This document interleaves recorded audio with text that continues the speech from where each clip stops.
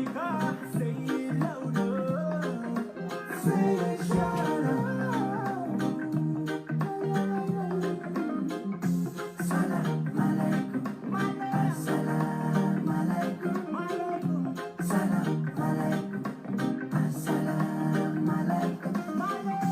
Salam alaikum. Assalam alaikum. Salam alaikum. Assalam alaikum. We said, we fed, we fought, all we need is freedom, all we need is freedom,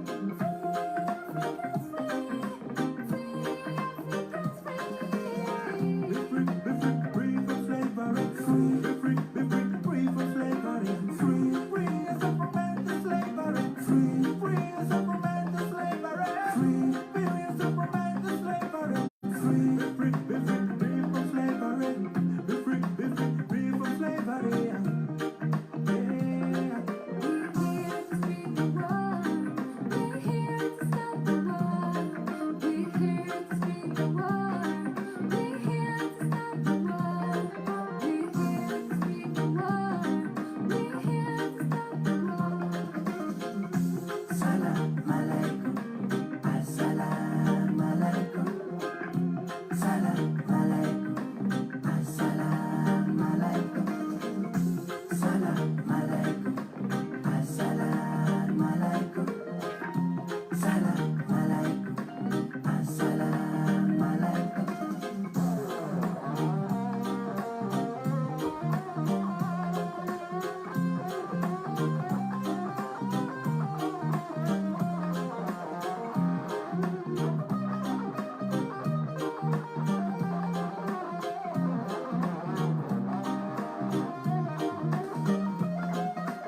Assalamu alaikum, African one. If you wanna be free, the most simplest one in the world. Get yourself the better reggae music. Coming straight to you from the one of the most peaceful men. So many lying down on the streets. What about them with their guns in their hands? Get yourself the most free time and preach about freedom. Preach about freedom. We're here to speak the word, we're here to stop the war, we're here to speak the word, we're here to stop the war, we're here to speak the word, we're here to stop the war. Let us look on the street as a lesson youth. Stop violence, they said.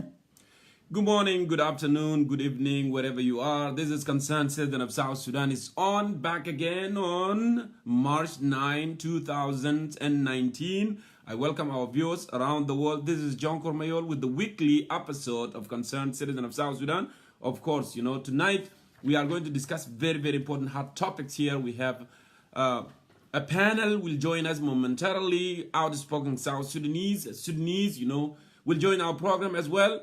But I want to remind you our topic is very, very important today. The first one here also indicate President Kiir persistently toured the Greater Bhar Gazel state.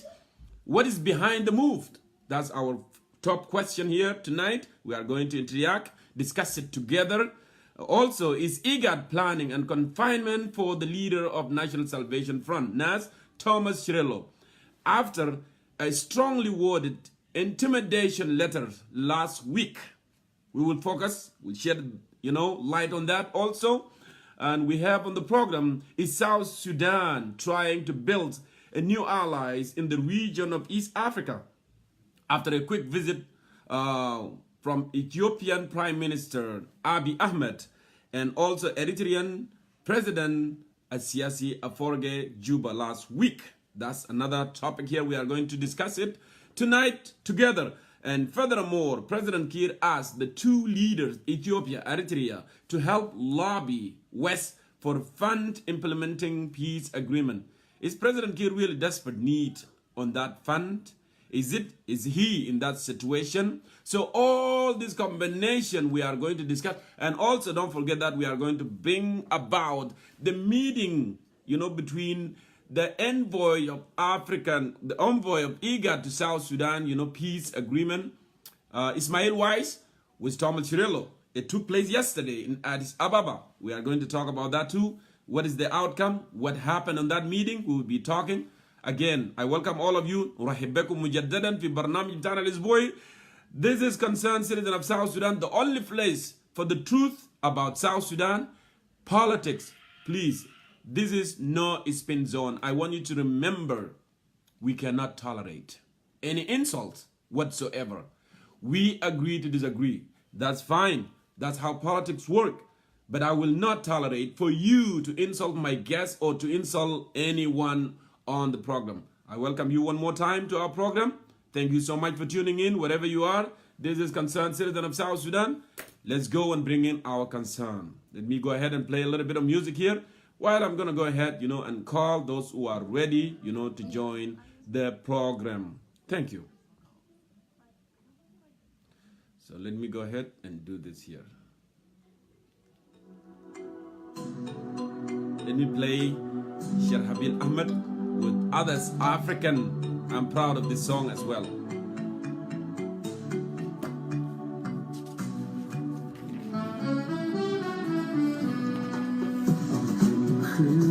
افريقيا مكاني زمن النور والعزة زماني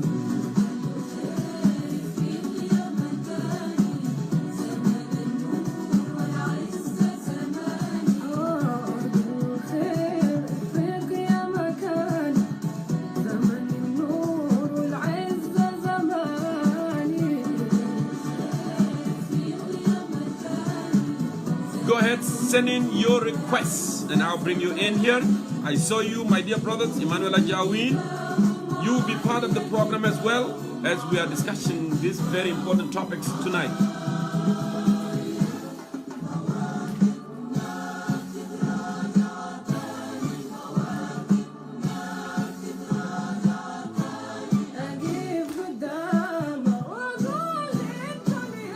أنا سوداني أفريقاوي ليلي أنا سوداني أفريقاوي ليلي أنا سوداني.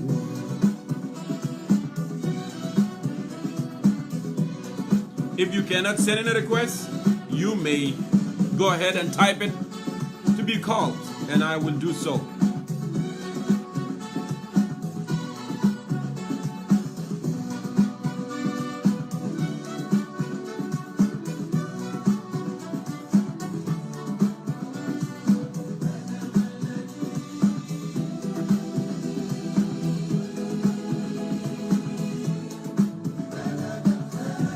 Good to see you, Sister Abu.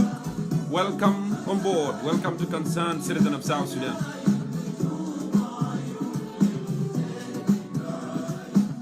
أرض خزاين فيها جبل نجوم عيون الخير تعاين بضوي ما بغيب أبدا دايما باين بضوي ما بغيب أبدا دايما باين بيتوي ما بغيب أبدا باين.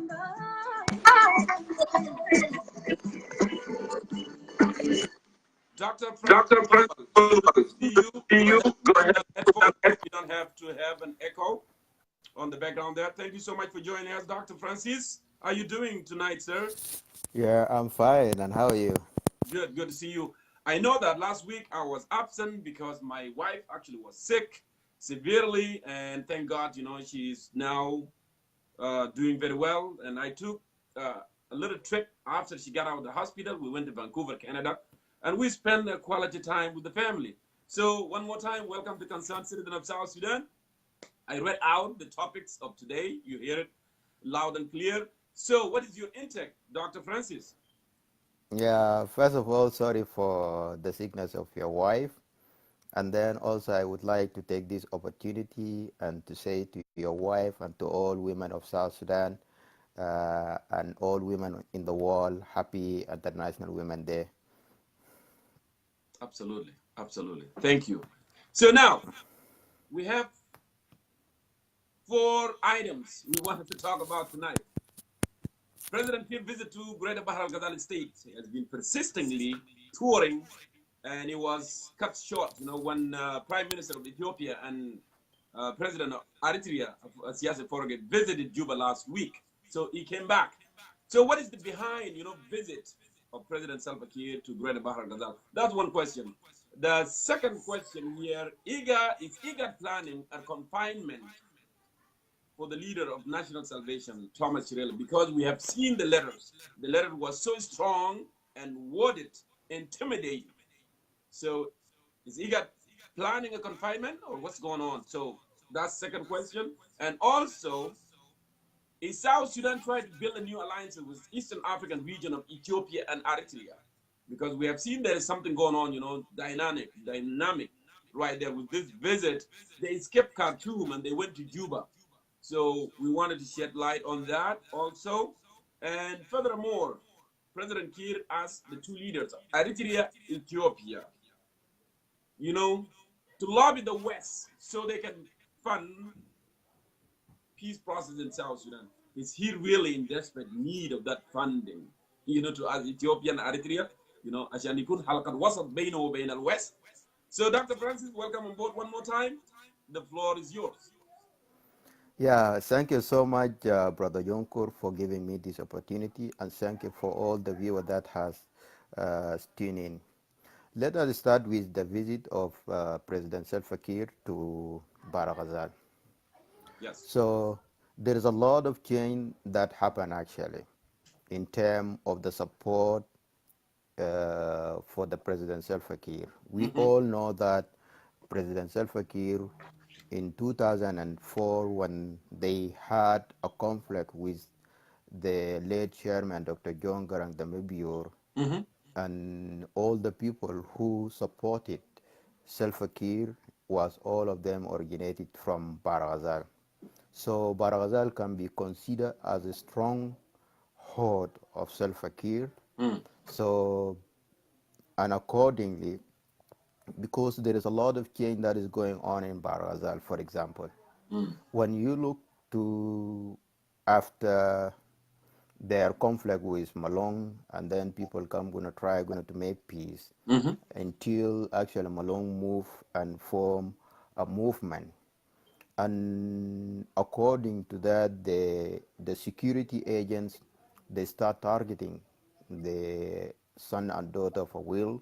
So a lot of people actually, they've been forced to join, either to flee the country or to join Malong.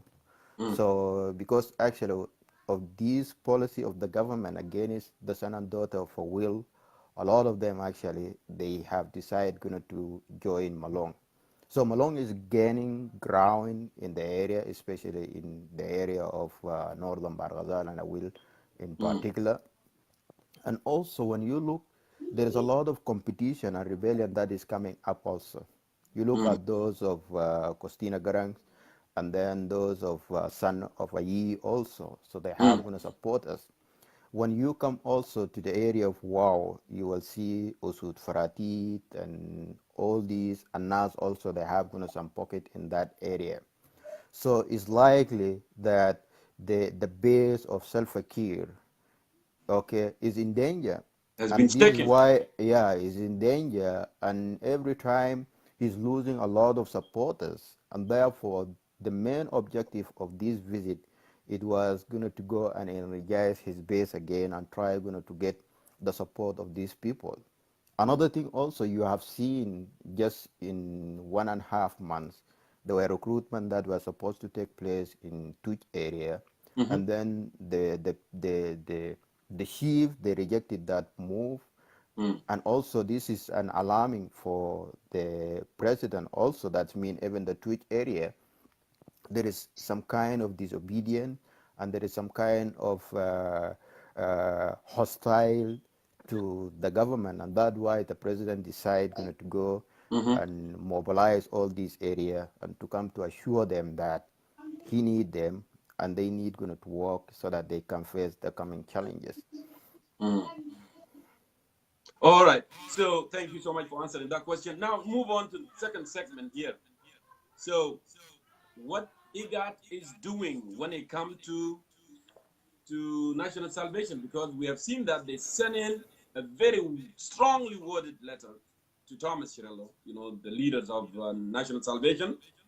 And I believe they met yesterday. And I have seen some, documents circulated in the media, but I don't know if that's true or not. I'm not going to capitalize on that, because whatever, happened on that meeting, I have heard that actually, Thomas Cirillo has rejected, just to join, the revitalized, peace agreement, and he's willing for renegotiation, But Ismail Wise, far up, I heard, say no. So the meeting actually had been adjourned.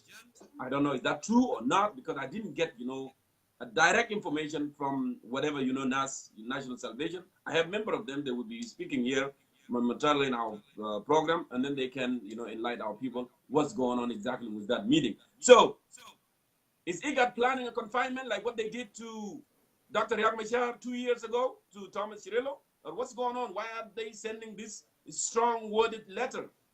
Intimidate. You see the IGAD, the IGAD country actually they are the grantor for the peace agreement, and for them they need to make sure this peace agreement Go ahead, yeah. can withhold. And if you remember, actually, when the negotiation was taking place in Addis, they did not manage to succeed. So actually, Ethiopia, because they were using a very good treating South Sudanese in a very good manner, and therefore, actually, it was very difficult for the South Sudanese to achieve a peace when they were in Addis. So all of a sudden, when the negotiation was moved to Khartoum, and Khartoum used some tactic where actually he was putting a lot of pressure to the opposition, they managed to end up in signing peace agreement. Yes. So actually, IGAD observed that the South Sudanese, if you try to talk to them friendly and try to discuss issue friendly, actually they don't listen, and that's why the Ethiopia has failed to achieve the peace agreement. So this they know that when you are tough on South Sudanese, this is what can bring a result, and that for that reason, that's why the letter is actually was a little bit too harsh to Thomas Cirillo in such a way that they can be able to bring him on board. I don't know whether the IGAD is planning to do the same thing that they did for Dr. Riek Machar, and I really don't think there is a motive for it, because actually this has been tried before, but it doesn't work. So I don't think that there could be any reason for them to do the same thing that didn't work last time. But what they need to establish maybe is a position of Thomas Cirillo with regard to peace, because maybe for them actually they want to tell him that there is nothing called that you are abide by the ceasefire, and at the same time you don't want the peace agreement. So it's either you accept the peace agreement as a holistic thing, or there is nothing called that cessation of hostilities. So they want to bring him and tell him, so if there is any action that can be taken against him later on, so at least they get the base and they give him the chance for him to come on board. All right. So in regard to visit of Prime Minister of Ethiopia Abiy Ahmed and Eritrean President Asias Aforgie to South Sudan, they skipped going to Khartoum. Their plan was to go to Sudan, and then after Sudan they go to South Sudan. So what happened in here? President Kiir cut his visit, to Greater Bhar Gazel and came back to Juba. What are they trying to accomplish? What's going on in the region? Is South Sudan trying to build another new relationship here with those, build new alliances? And what would be the Uganda and the Kenya, what they're going to say about this? Yeah, actually, because before these two leaders came to South Sudan, they had a meeting and Uhuru Kenyatta was there in Addis. So there is something that they discussed, and nobody knows actually what was the topic that they discussed. And accordingly, the two leaders came to South Sudan. So I don't know what the three leaders agreed, and the message that they brought to South Sudan. Even when you also look to the message that was read out and the purpose of the visit, it wasn't so convincing because actually they talk about the regional alliance and then international cooperation and something like that. But I think there is something that is not clear and is maybe it is a top secret that they want going to come and tell going to Salva Kiir, maybe whether the West they have any message that they want going to come so that they send it directly to Salva Kiir. I don't know actually. So we have going to wait and see what will happen. What will happen? Okay, Dr. Francis. Also, I want you to give an insight of President Kiir actually asking those leaders, to lobby the West to fund the peace agreement in South Sudan. Is he really in that desperate need for him to ask Eritrean president? Eritrean actually they are on the list of the West, human rights violation, and they don't have that strong relationship with European or the Western countries. So is he really in desperate need to ask those leaders, to fund? Really is very difficult. Maybe Ethiopia is a little bit who have a good relationship with the West, but when you look into Eritrea, Eritrea is a very isolated country. Actually, he doesn't have even a representation in the UN. Yes. Okay, because actually, so it's a very confined country because of the conflict that he has, human rights violations. So I don't think this is the right person that you could you want to come and lobby for you. But Ethiopia, yeah, Ethiopia may have some leverage, he has some connections, and even the West also, with the new leadership, actually they admire the new leadership of Abiy Ahmed in the regions. But when you come to the issue of money, you see last week the Council of Ministers they came up with a decision that they will cut money from all the civil servants in South Sudan so that they can raise funds for the implementation of peace agreement. Yes. And this one, when you look also into recently or these days, actually 2 days ago or yesterday, also there is a circulation that is going out there. You have seen the government is purchasing 1,000 cars at almost 95 millions, and he is intending also going to purchase a food 50,000 ton of sorghum at the price of 42 millions. So, and the process also, there is no transparency. So if this is the way, a lot of corruption, when you look into the sorghum, for example, the metric ton in US is cost something like $160. So even the 50,000 metric ton of sorghum, it cannot go beyond 16 million US dollars. Yeah. So there is some excess of almost 28 million. There is no reason for it. These are all West. So if you don't have money, how come are you wasting money like that? So also we've been very suspicious about the contract because even Tut Galwag is the one who is the head of the committee for the implementation of the peace agreement. But Tut Galwag is not accountable. It's not accountable to the government. So the money and the procedure of the procurement should be done at the government agency. So the only thing that office could do, that we need this material, and then the government should do the normal procedure for purchasing, and they do the tender and the procurement. But you look, Cardinal every time is taking a lot of money, 42 million. Before is 350 million for the purchase of food that we have not even seen. So there is a lot of corruption that is going on here in terms of the implementation of peace agreement. And this is the move which discouraged the international community to come on board and give money, because the money there is no accountability in the government, and the money will not be used wisely. Because so why the money should be deducted from the civil servant and go and waste like the way that they are doing it right now with the document that we are seeing circulated in the social media.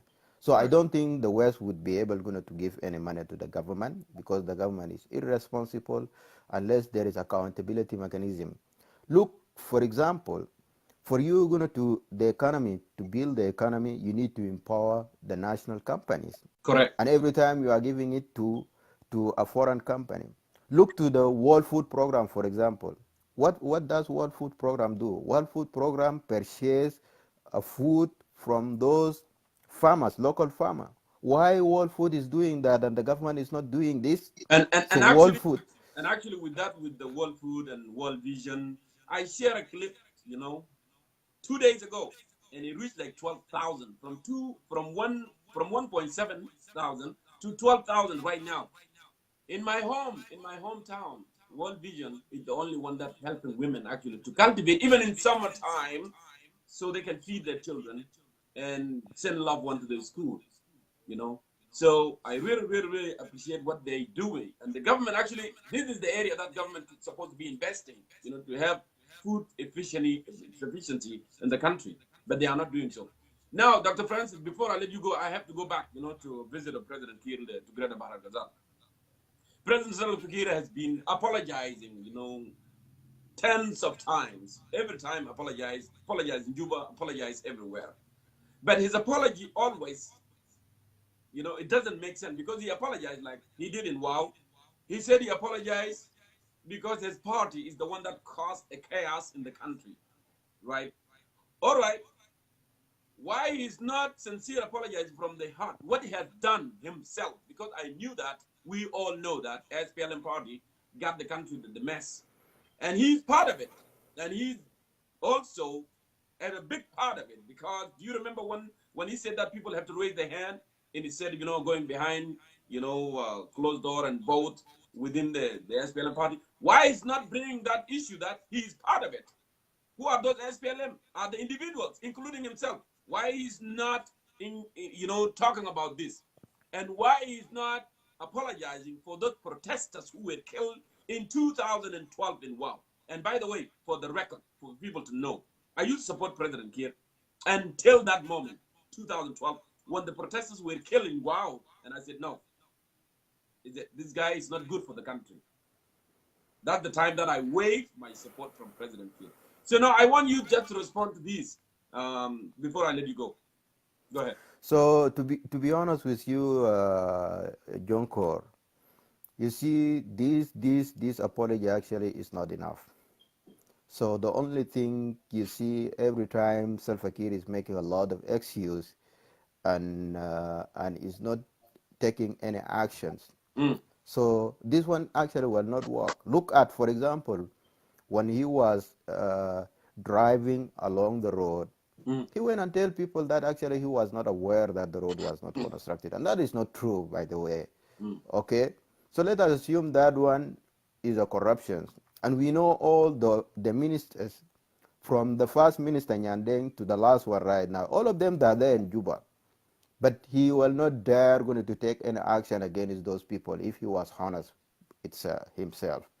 So actually, I reached the conclusion that any apology from President Kiir is not a serious apology. So the only apology that he would do, unless it followed by any actions, and the only thing is he wants the people of South Sudan to respect him, because the president, his government has proved there is a proof beyond the doubt that is incompetent government.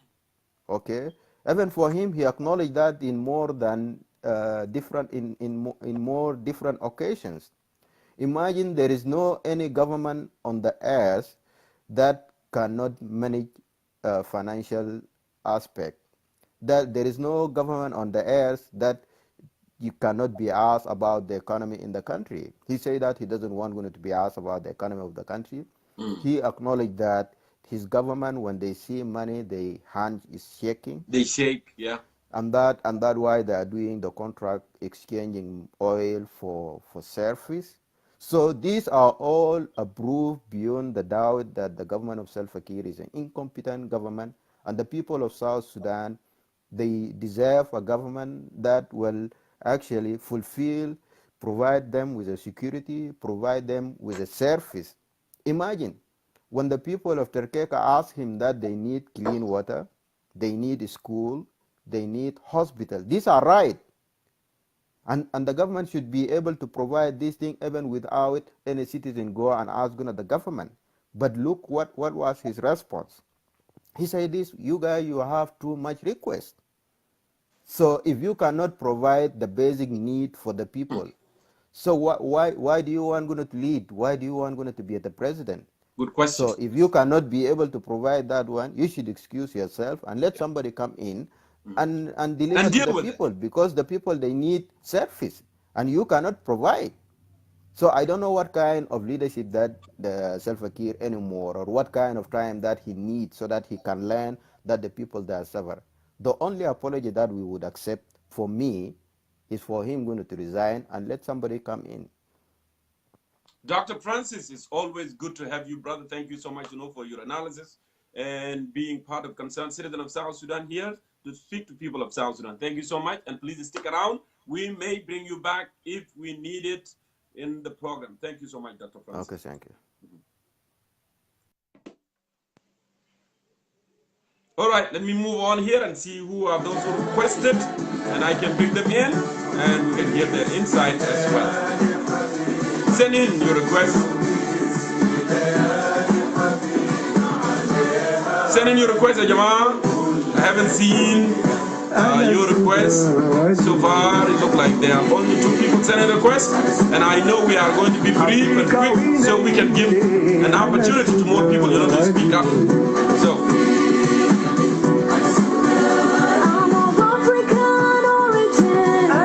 Send in requests, Jamal. Send in your request. So far I have 2 people. I don't want Badinazi Jigulu. Oh, actually I didn't have an opportunity. Jongkor didn't call me. Now I'm speaking to you. Send in your request. This forum for all South Sudan, from all different political affiliations. Ahlan wa sahlan. Welcome, Dr. Feel Good. I see you there. Long time, of course, Dr. Banter. Good to see you. And I welcome all of you one more time to our program. This is Concerned Citizen of South Sudan, discussing very important topic tonight, the visit of President Greater Bhar Gazel, and also is IGAD planning another confinement for the leader of National Salvation. Is South Sudan wanted to build new alliances in the region. And also South Sudanese government is asking the leaders of Ethiopia and Eritrea to lobby for the fund with the international community to implement peace agreement in South Sudan. So go ahead and send in. I'll bring you in. Okay, let me go ahead and do this and bring those who are here now, because I see.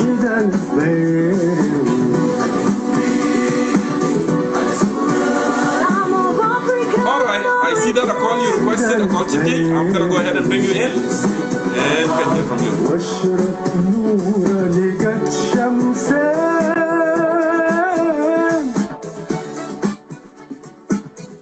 Akol Chikej, welcome to Concerned Citizen of South Sudan. It's good to see you, brother. How are you? I'm good. Shukran, Jongkor. Baral Ghaiba, inshallah, Madam Biga Kwesa. She's doing really, really well. She's doing well now. Very good. Yes. Good. Okay. Tفضل. طبعا التوبيك الليلة من أحسن هنا يعني المواضيع. نعم. فدي حاجة كويس جدا. المهم نكون موفق. طبعا زيارة بتاع الرئيس لبحر غزال الكبرى فيه ثلاثة نقاط. نعم.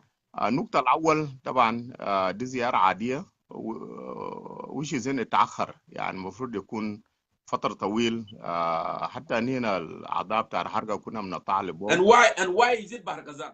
ليه بس بحر غزال؟ ليه اختار بحر؟ معلش for interrupting. Go ahead. اوكي. بحر غزال طبعا هو مشى زيارات، يعني السنة اللي فات كان مشى في إيكاتوريا نوملي ومحلات دين، لكن أنا بشوف دي عادية عشان يمشي بحر غزال. فالمهم دي زيارة عادية عشان يتفقد أحوال، وسكنلي وماشي يشرح السلام. وطبعا كان في الضجة يا مدى الفاضل أساسينه كيف يمشي يشرح السلام وكده، لكن دي مهم جدا عشان يشرح السلام. لو مشيت في سي بي الراحل الدكتور جون جرانج كان تور جنوب السودان، وحتى جاء آخر مرة أمريكا وميدل ايست ومحلات عشان يشرع السلام بنفسه. فدي عشان كده يختار الزيارة دي بالذات، وكمان يمشي بعربات عشان يشوف ذاته الأحوال الحرب هنا عدى لبلد، يعني حتى شوارع لما الناس يتكلموا بو وشاف صدفة عربية اللي كان صدم اللي قالوا ده عربيته دي ما عربيته أصلا، دي عربية كان بتاعت باسنجر العادية وكده. ثالثا برادر كول انا عندي سؤال بالنسبه لك، وانا ناقشت الكلام ده قبل شويه مع دكتور فرانسيس. هل انت توافق كلام اللي قاله الرئيس سلفا كير انه الوزراء كذبوا عليه قالوا شوارع كويسه وشوارع ما كويسه، وانت رئيس الجمهوريه وانت قاعد زمن ده كله في جوبا، انت ما كنت عارف الحاصل في الدوله؟ انت بتصدق الكلام ده؟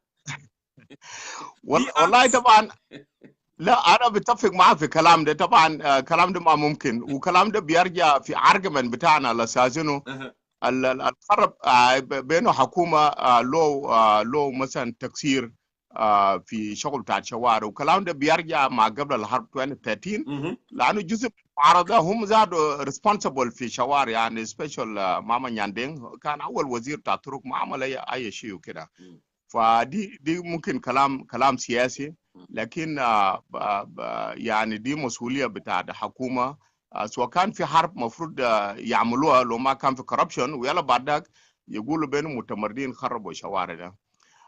ثالثا ودي نقطه مهم جدا، دي بعد ريفرندوم للرئيس زادو عشان يوري العالم بانه عنده قاعده شعبيه. والناس المعارضه الكتر يومين ده في وسائل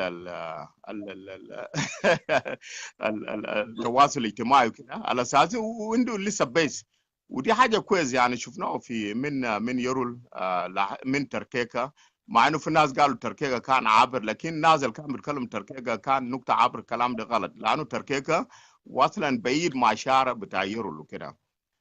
وبالتالي برضو من زيارات المهم زياره بتاعت واو، يعني استقبلوه في زياره ثانيه دي بوري على اساس انه يعني الواو قبلوا سلام، وعشان كده هو اعتذر للشعب هناك باحداث لو ما ذكروا التدقيق زي ما انت ذكروا لمتحدث السابق ليه ما اعتذر احداث بتاعت مظاهرات، لكن هو اعتذر لكن بقى الرد هنا الطرف الثاني المفروض انه نشوف الاكشن بتاعته، وشفنا في واو يعني كل شيء ماشي كويس، يعني دي كان استقبال تمام جدا.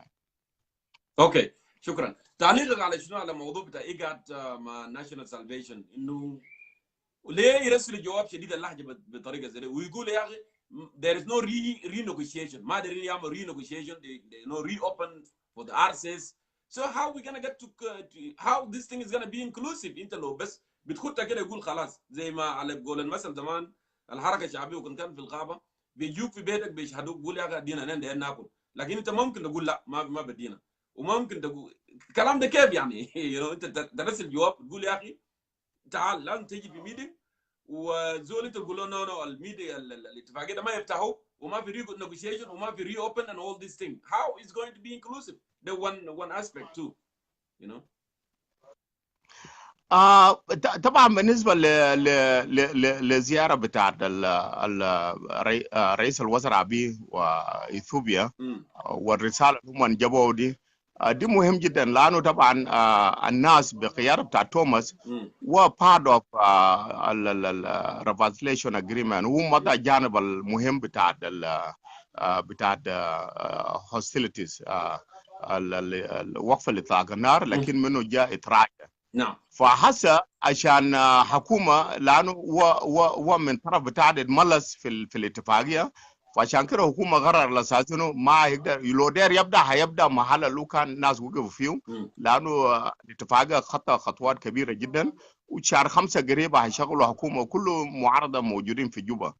لكن ناس الايجاد طبعا هم ممكن السؤال ده ممكن بيجي لوعي في هنا علاش جديد او مثلا في تحالفات جديده، فهم بيشوف وجود بتاع توماس هيعمل شوشره سبيشال في اشاعات كان حصل لما قبضوا اصلا على اساس انه توماس جو هيد معلش والاصل ذاك ولا داك ما معروف وين. فالدول بتاع منطقة بيشوفوا المصالح بتاعتهم أهم من شنو، من حرب بتاع الجنوب. فعشان كده هم حددوا على أساس إنه لازم يفتح المفاوضات مع توماس، ودي حكومة طبعا قبل من حيث مبدأ على أساس إنه لازم توماس يكون انكلود. لو جاء هنا بقلب مفتوح، لأنه منطقة النهرية أو استوائية منطقة استراتيجية، والشعب بتاعهم they are suffering فترة طويلة. Okay. Well, brother Akol, if you want انت لو ده تعلق لمواضيع ثانيه ده انه President Kiir سأل رئيس اثيوبيا ورئيس اريتريا انه يتوسطوا عشان الويست يقدر يساهم في funding بتاع peace agreement. ممكن قبل ما نخليك تمشي ونجيب زول ثاني. اوكي. طبعا جونكور وجانب بتاع التوسط للغرب دي مهم جدا، لانه شنو الغرب ده واحد من شركاء بتاع التنفيذ الاتفاقيه على اساس خاصه الجانب المالي. لكن فتره الفاتت الويست طبعا تراجعوا على اساس بانه في كوربشن او مثلا عدم اداره بتاع المال وكده. نعم. او مثلا ويست عندهم مصالح اقتصاديه ما لقوها في الجنوب هناك، زي ما انت عارف بانه البلد اتوجه لهنا للغرب. فانا بشوف ده نظام عادي. والحاجه المهم جدا طبعا التحالفات الاقتصاديه الجديده سبيشال مع ويست ايست افريكا، لانه طبعا الدول اللي عمل بنفيت في جنوب السودان دي يوغندا وكينيا.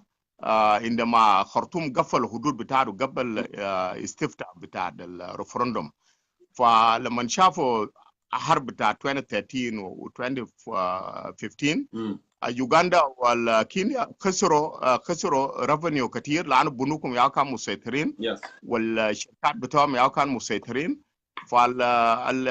يوغندا اثيوبيا واريتريا عايزين يلقوا بنفيت. وسبيشال نذكرك هنا في نقطه مهم جدا. كان سنتر بتاع نيو مكسيكو بتاعنا بتاع امريكا كان مشى قبل ما قفلوا بترول، او تقريبا بعد ما قفلوا انابيب عاصمه بتاع السودان مع جنوب داك. كان قال لهم شنو عشان انتوا الجنوبيين يكون عندكم اندبندنت، عملوا شعره من ملكال او من فلوج لقنبله، وتنقلوا بترول بسحريج بالناقلات، يعني من الجنوب لجيبوتي. كده بيجيب لكم دخل، وممكن بخليكم تكونوا في النقطة قوي في التفاوض مع خرطوم. يعني في جانب أنابيب وكده. فأنا بشوف ممكن مشروع داك إريتريا وإثيوبيا عايزين يحيوا من جديد. وداك ده بشرة كتير لنا ناس الدياسبرا. هنا لو كلام ده حصل، ما ده فرصة لنا أنا وإنت نشتري تراكات عشان نمشي هنا نقول أويل زاد ونلقوا الدخل يعني، ونغيروا هنا اقتصاد بتاع جنوب السودان من شركات وطنية، من شركات أجنبية لشركات وطنية. Well, brother Cole, thank you so much for coming on and adding your perspective. أنا بمشي أدي مجال للناس تاني كمان عشان يجي. It was good having you today on the program عشان أنت كمان to add your opinion. شكرا جزيلا. شكرا جونكور.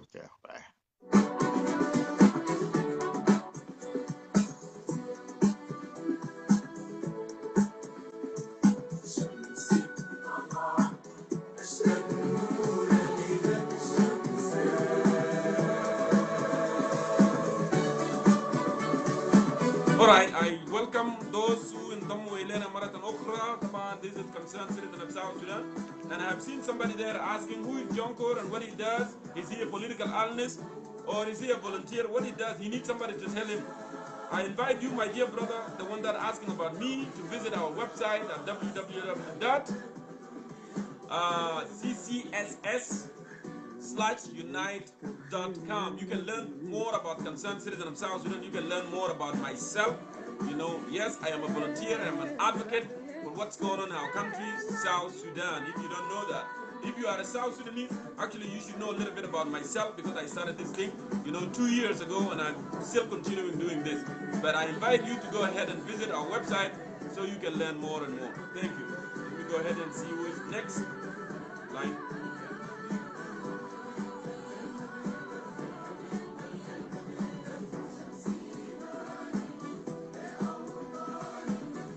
Let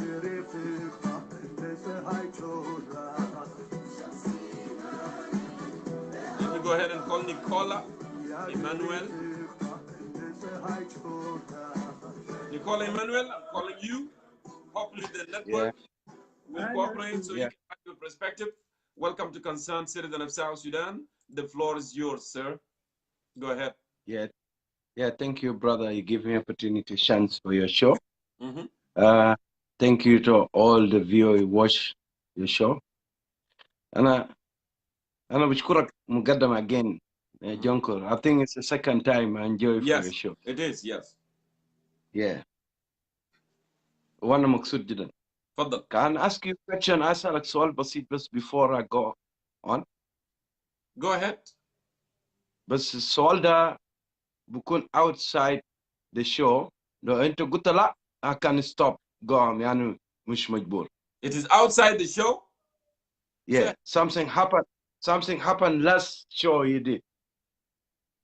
Oh, so it's still related with Concerned Citizen of South Sudan, right? Yeah. Okay, if that private, we will not accept any privates here to be discussed in this public. But if something has to do with Concerned Citizen of South Sudan it's not private. South Sudan issues, you are welcome to ask. Go ahead. It's not private. Yes. أنا بحترمك جدا. Yes. وبفتكر بك يعني لأنه ده حاجات حساس عشان أنت تجيب لنا الشو عن زيارة بتاع سلفا كير ما بطال. نعم. لكن عندي طلب منك. sometime في politician كده أنت بتجيبهم. وأنت بتعمل معهم انترفيو بتعمل معهم أي حاجة. فبليز جونكور لما تجيب أي زول في الشو بتاعك أنت حر I can't force you. لما يقول حاجة against all the concerned citizen انت عندك حق لانه انت كمذيع تلعب دور فيه وتخليه يحدد موضوع تمام. لان لاست شو كان في كلام بطال جدا. نحن لما نوصل لواحد يقول لنا قال هو دكتور يقول ان احنا جعلين ده حاجه خطيره جدا. وفي نفس الوقت you didn't talk about this. يعني انت خليته يتكلم زي ما هو داير. ونحن مش عايزين نسبب مشكله في الجنوب، عايزين بيس وعايزين تطور. شكرا. كانت صعب جدا يعني دي صدمه انه واحد يقول هو دكتور وما عنده كنترول. You talk without what you say. يعني corruption people بكل القبيله كله يبقى جعلي وهو بيقول دكتور في نفس الوقت. المهم I'm sorry. No, it's okay. I got your point. Yeah. But the only thing that I want to tell you, my dear brother. وهل انت برا من جعلين؟ لانه الناس ديلك الجعلين ديل دينكا وانت دينكا. هل انت برا من جعلين؟ No, this ولا is جعلين ده محد؟ No, this is what I want to tell you. Everybody they are entitled of opinion. That's the word. Yeah, right. So you are entitled of your opinion. I cannot force you what to say. You cannot force me what to say. Yeah. So when my guests come here and speak, I cannot force somebody. I cannot say, no, don't say that. Because if I do that, and then I am a dictator at the same time. Because no, you're not a dictator. You have a control. Like now, I tell you, excuse me, I want to talk without your topic. Yeah, the only because thing you have a topic. Yeah, this topic is just You have to control me. Yes, the only thing I cannot allow on this show is you insulting somebody or I insult somebody. This is not acceptable. But if someone expressing his views, if someone expressing his opinion, of course, nothing wrong with that. They can express and they can This is not opinion. This is abuse. Abuse, totally abuse. You're going to move my tribe to another tribe. This is not, it's a really abuse. Abuse all the tribe. Yeah, I'm sorry. Of course, that's your opinion. I no problem. That's your opinion. But let's move on. Let's move on. Move on. I'm happy you're one of Jalin. Ma mushkila. Let's go. Yeah. Well, it was in contrast. You know, he meant something actually. He didn't mean I am a Jali. You know? Yeah. That's not what he meant. But go ahead, my dear brother. You understand the question that we're talking about? Yeah. Correct. أنا أول حاجة أنا مقصود من زيارة بتاع سلفا كير بس I have a doubt حاجة بسيطة. It's my opinion. Okay. نحن من بدري في مشكلة trouble بيقولوا إنه جين كانسلر في جوبا.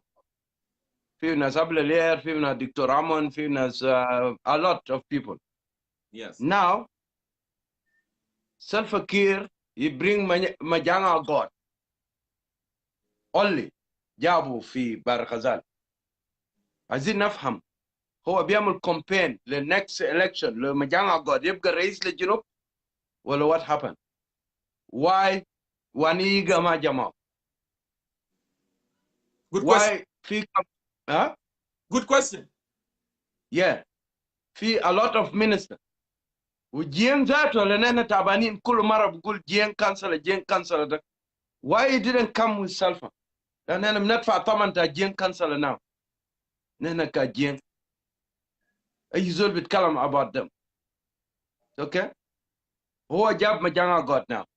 هو بيعمل campaign لمجانا God للnext election عشان يبقى رئيس جمهورية عايز يورثه لمجانا God. I don't know. This is my opinion. I don't want to go ahead on the topic بتاعك short في lot of things أنا بشوفه ما تمام لكن أنا فرحان إنه سالفة يجي بار غزال. Actually, brother تركيكا Nicola, yeah it's good to notice that. لأنه أنا من ضمن الناس اللي كان بيقول يا أخي ليه الرئيس ما قاعد يزور هنا الولايات؟ ليه الرئيس بيقعد في جوبا بس you take off to Rwanda to whatever؟ ليه الرئيس ما بيزور؟ It look maybe he listened to our advice here on social media and he started doing what he's doing, but maybe he did it wrong because what we said last time, we want him with all opposition, with all ministers to go together and go to the people and tell the people, نحن وقفنا الحرب، نحن we are responsible. عشان كده قبل أنا قاعد أقول apologies ده كان نص لأنه ما كان كامل.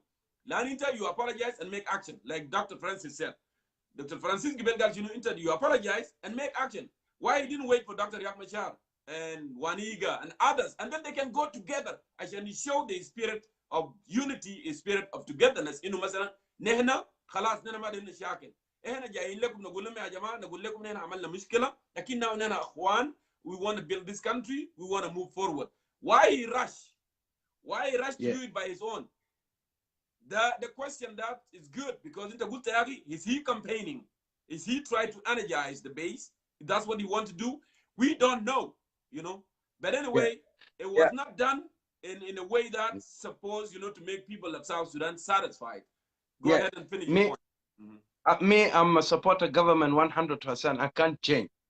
But I can't leave them to do it mistake.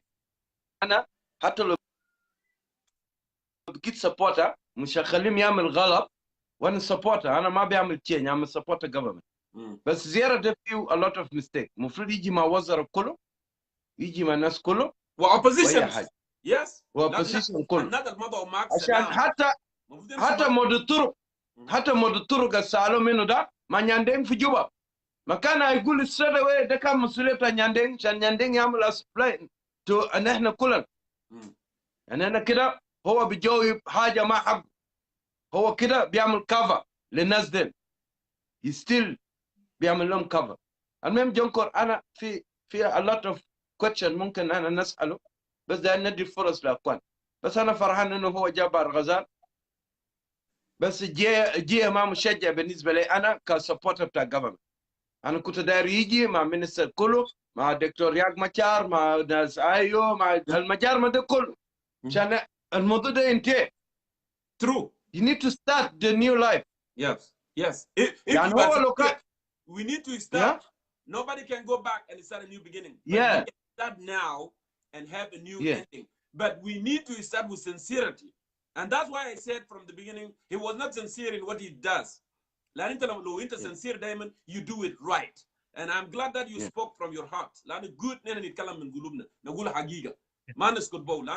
Second thing, أنا شفت الدكتور عمل mention لموضوع بتاع بيتر شيريلو وزيارة بتاع الوزير. أنت عارف رئيس بتاعنا if you start the good way حتى الموضوع بتاع بيتر شيريلو be easy. كان be easy. ما بتحتاج لرئيس الوزراء بتاع اثيوبيا ولا غيره اي حاجه. لو هو شال الناس دي كله وابتدوا زياره بتاعهم من تركيا لحد بار غزال وجاء next man ولا غيره عملوا upper nile واي حاجه everything gonna be run well. المهم I wanna give chance to all the brother بس I have how two question انا وريت glow. I have a doubt بس I'm a supporter of the government. I can't change بس I need to support the government in good way. Yes. But if you are supporting government, he's letting you down. So what is the point of Yeah, supporting it? I need to support government in good way. Yeah. Yeah, مش So ان thank احنا you so نعمل much, Nicole, for سبورتها coming on. وفي حاجه against the life the Sudanese يعني people in South ما بتجي. بس it's a good way. هو عمل complain لما جانا قعد وعرفنا لما نيجي في election بكون تبع بار غزال. You welcome. Thank you. Thank you. Thank you so much. So let me move on here and see who are those Yeah. next, online, so I can bring you the brother Nicola from Australia. I know it's really early morning, but he was able to wake up, and speak up from his heart. That's the good thing, and that's what we encourage everybody to speak from his heart. Zol kalam min qalbu. Andusu. More requests. I see more requests, which is a good thing.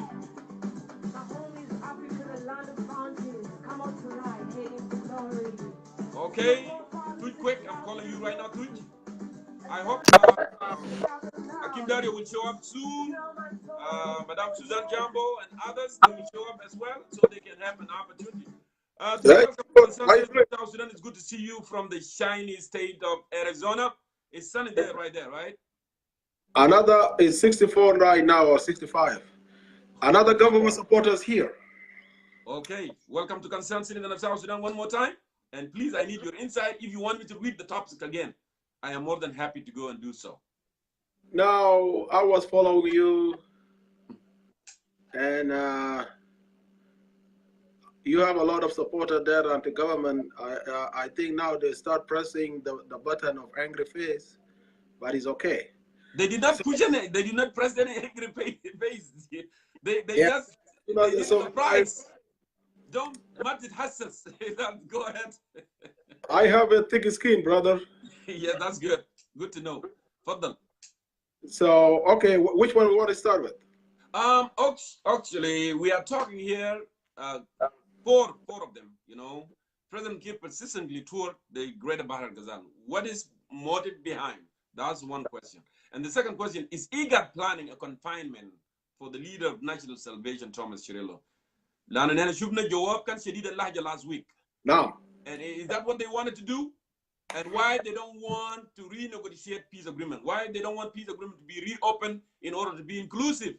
That's second. And then the third is South Sudanese government trying to build new alliances in region, particularly after visit of Prime Minister Abiy Ahmed to Juba and President of Eritrea, Asias Aforgie. The third one, and then furthermore, is President Kiir really in desperate need to ask those leaders, Ashan Yamal, bridge between him and the West? I got you. First, thank you for having me. I wish you give me time to explain to my best. Go ahead. Go ahead. I give you an opportunity. When it comes to the president tour, and I said earlier in Brother Edward show, for me, I consider it is a victory tour to great Bhar Gazel, to great people of Bhar Gazel, because Bhar Gazel is a stronghold of our President Kiir, and he knows throughout the year of struggling, Bhar Gazel was there for him, in the bad or in the good, is still there. So it's a time now to show appreciation and show his people how he gratitude for his base.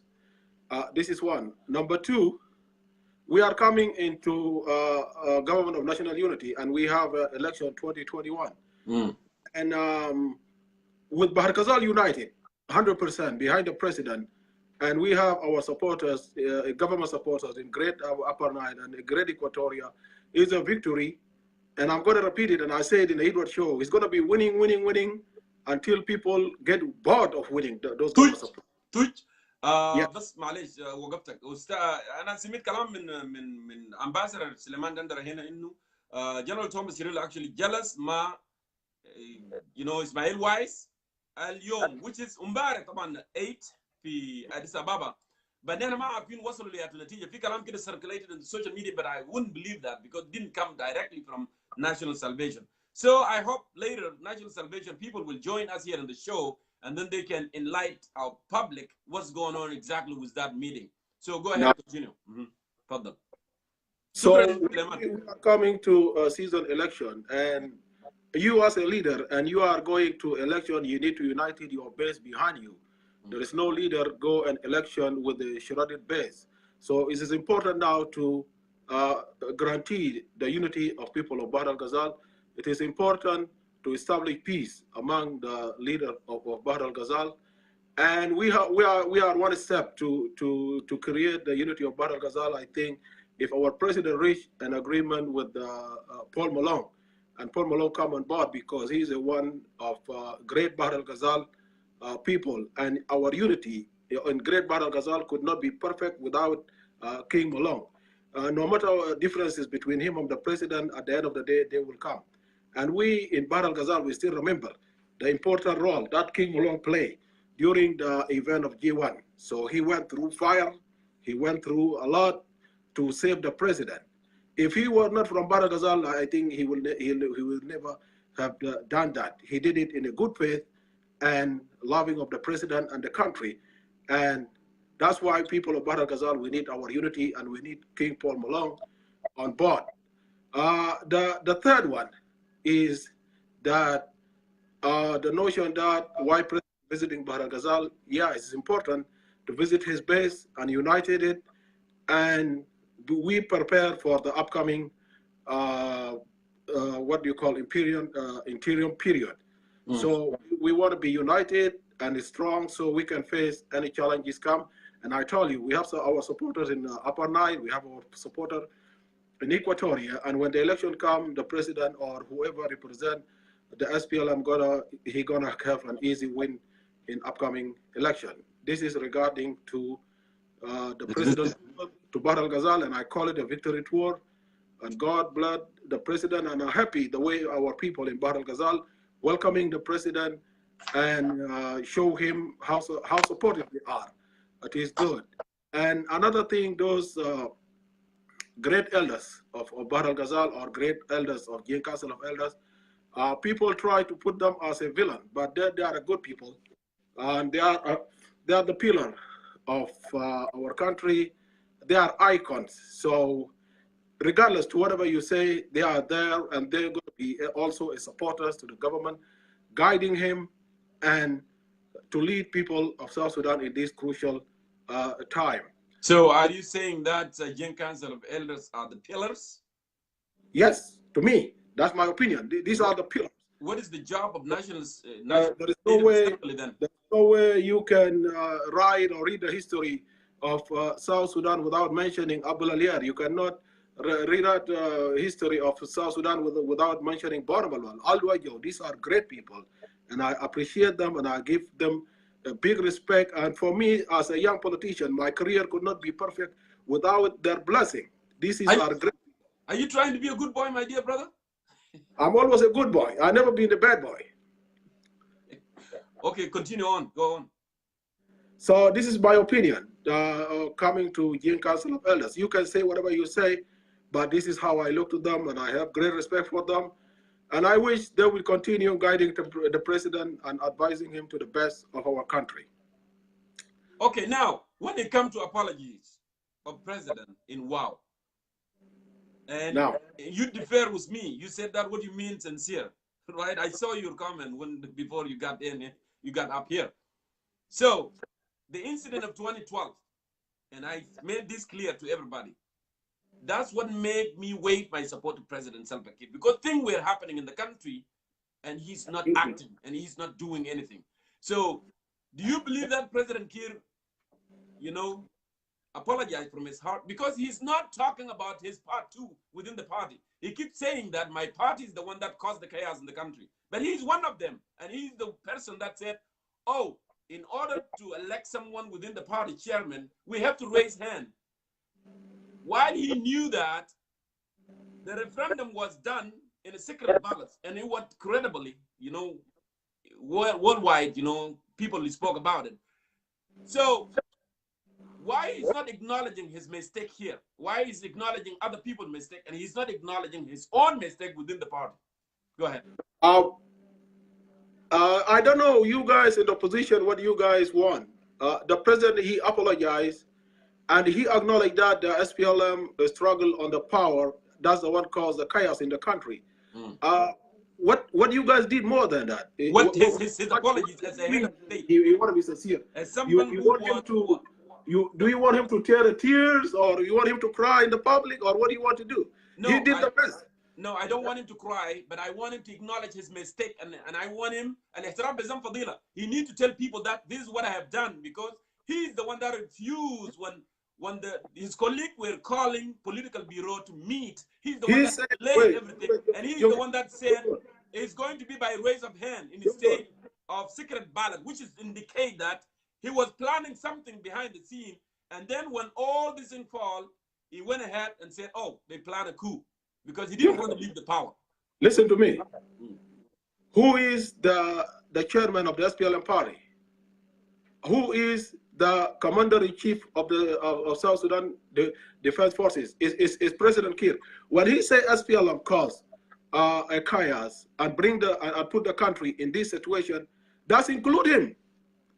He's a leader, and he accept the mistake in the front of the people. When he said SPLM, that include him because he's the chairman. Or you want to say I, Salva Kiir Mayardit, as a part? He's there not represent himself. He represent SPLM. When he said that he apologized on behalf of the SPLM, he's there not representing SPLM. He's there representing South Sudan. He's the president of the Republic of South Sudan. He's not president of SPLM only. But so, at the same time, listen to me. And there are people who are not SPLM members. Go ahead. At the same time, he is a chairman of the SPLM party. Correct.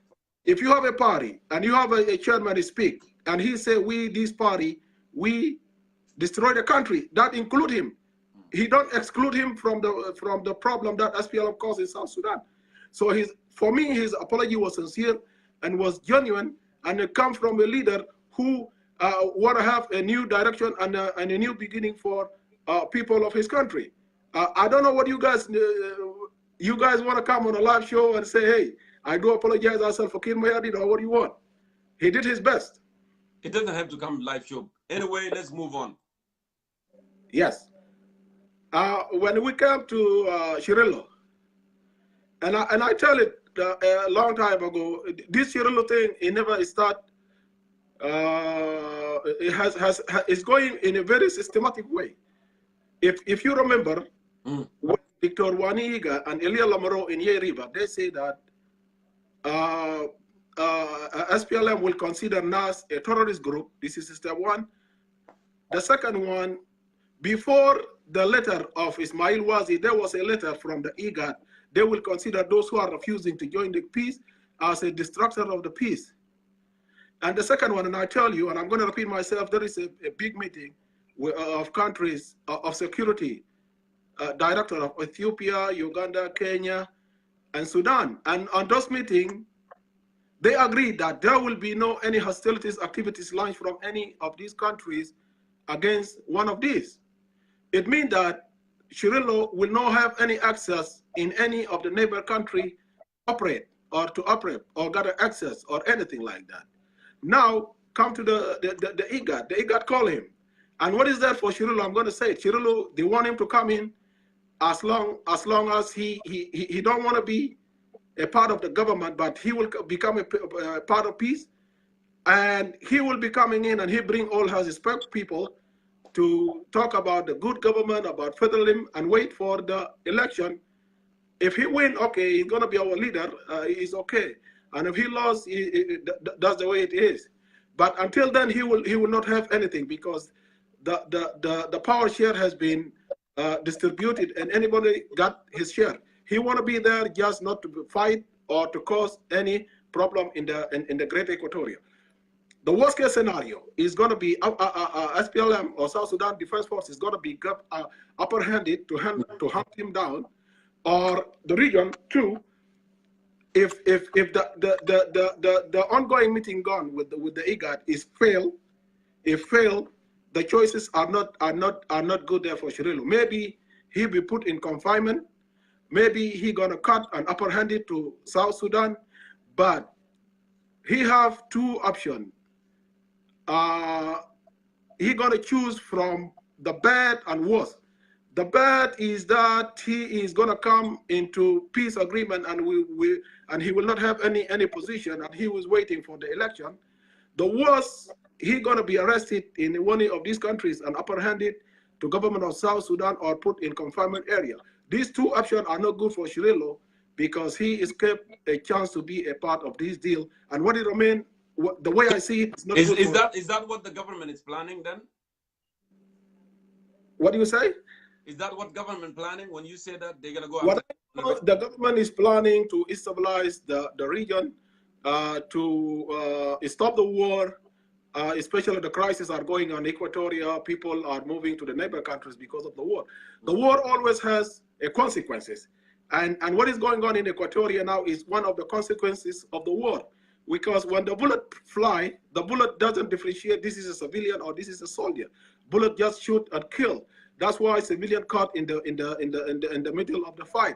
That's why you don't need to put yourself in that position to be fighting in that area, because they say when two elephants are fighting, the grass will suffer.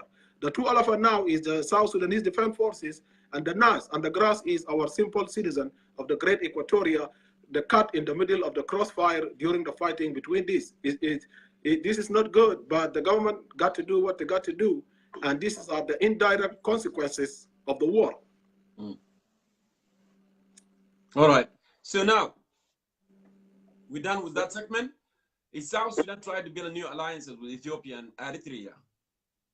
Any country for international like to build a new alliances with the different country, because the relationship between the countries, it depends on the interest. It depends on the mutual interest.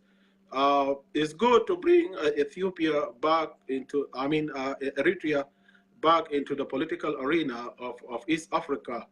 And this, I think, it was initiated by the rising star leader, Abiy of the Ethiopia. He's doing good, and a lot of international community, they are looked up to him. He's going to be the guy who united East Africa and create a new political, a new geopolitical in the area. So if you see Jongkor, Abiy, and the president of the Rwanda, I think that the only African president they speak in Davos farm for economy. If you try to explain why, because they are doing well in their country, there is economy, there is progress, there is peace, there is stability. Ethiopia now is going to the era of zero problem with the neighbors. If you have a good, a stable neighborhood, it's good. It helps you develop your country. It helps the economic growth. It helps peace and stability. And any peace and stability in any country, it have a positive impact on the overall the country, because the economy is good, there'll be no crisis. And this is Abiy trying to do, and South Sudan is there to give their hand to anyone try to play a positive role in the region and in the community of East Africa. And I think that's why he is up to, and it will be good for us. But was it right to ask, Eritrean president who has been isolated for, a decade from international community for committing, human rights violation and atrocity? Was it a wise decision from President Kiir to ask that man, to go and lobby for fund? And is he really in desperate need for that fund? Because we have seen there's a lot of money in South Sudan, recently, actually. I don't know where did you get information from, but any president. He did. Any president, like you, Jongkor, if I know you have a leverage on somebody and you're my friend, I will tell you, Jongkor, please do this for me. What leverage Asias Aforgie has in the United States or European Union? What leverage does he have? What do you say? What leverage does Asias Aforgie has on the West? I don't see any leverage. Asias Aforgie, he got nothing to do with the West, man. He chased away UN from his country, and he's a man of his own, and he don't need all this Western intervention. I'm talking about Abiy, but Asias Aforgie is like Robert Mugabe, the way he hit the Western, and he never got along with these people. sometimes it's good to be bad to this Western country because they keep putting their nose in none of their business thing. Mm-hmm. So I don't think Asias Aforgie, he himself, he needs somebody to lobby for him because he's in a big mess and his relationship with the West are not that good at all. And the term of human rights and all these things, you know, human rights is a card always play upon these poor African countries to intimidate leaders and try to implement the agenda of these Western countries. Well, Tui, thank you so much. You know, it was good having you. It's good always having you on the program, you know, to trade on your point. Thank you so much. Please stick around. We may bring you back if needed. Thank you. Hey, you have a good day, man. Thank you for having me. Thank you.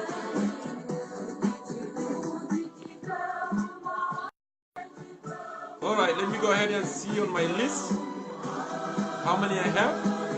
I know that I have more people on my list.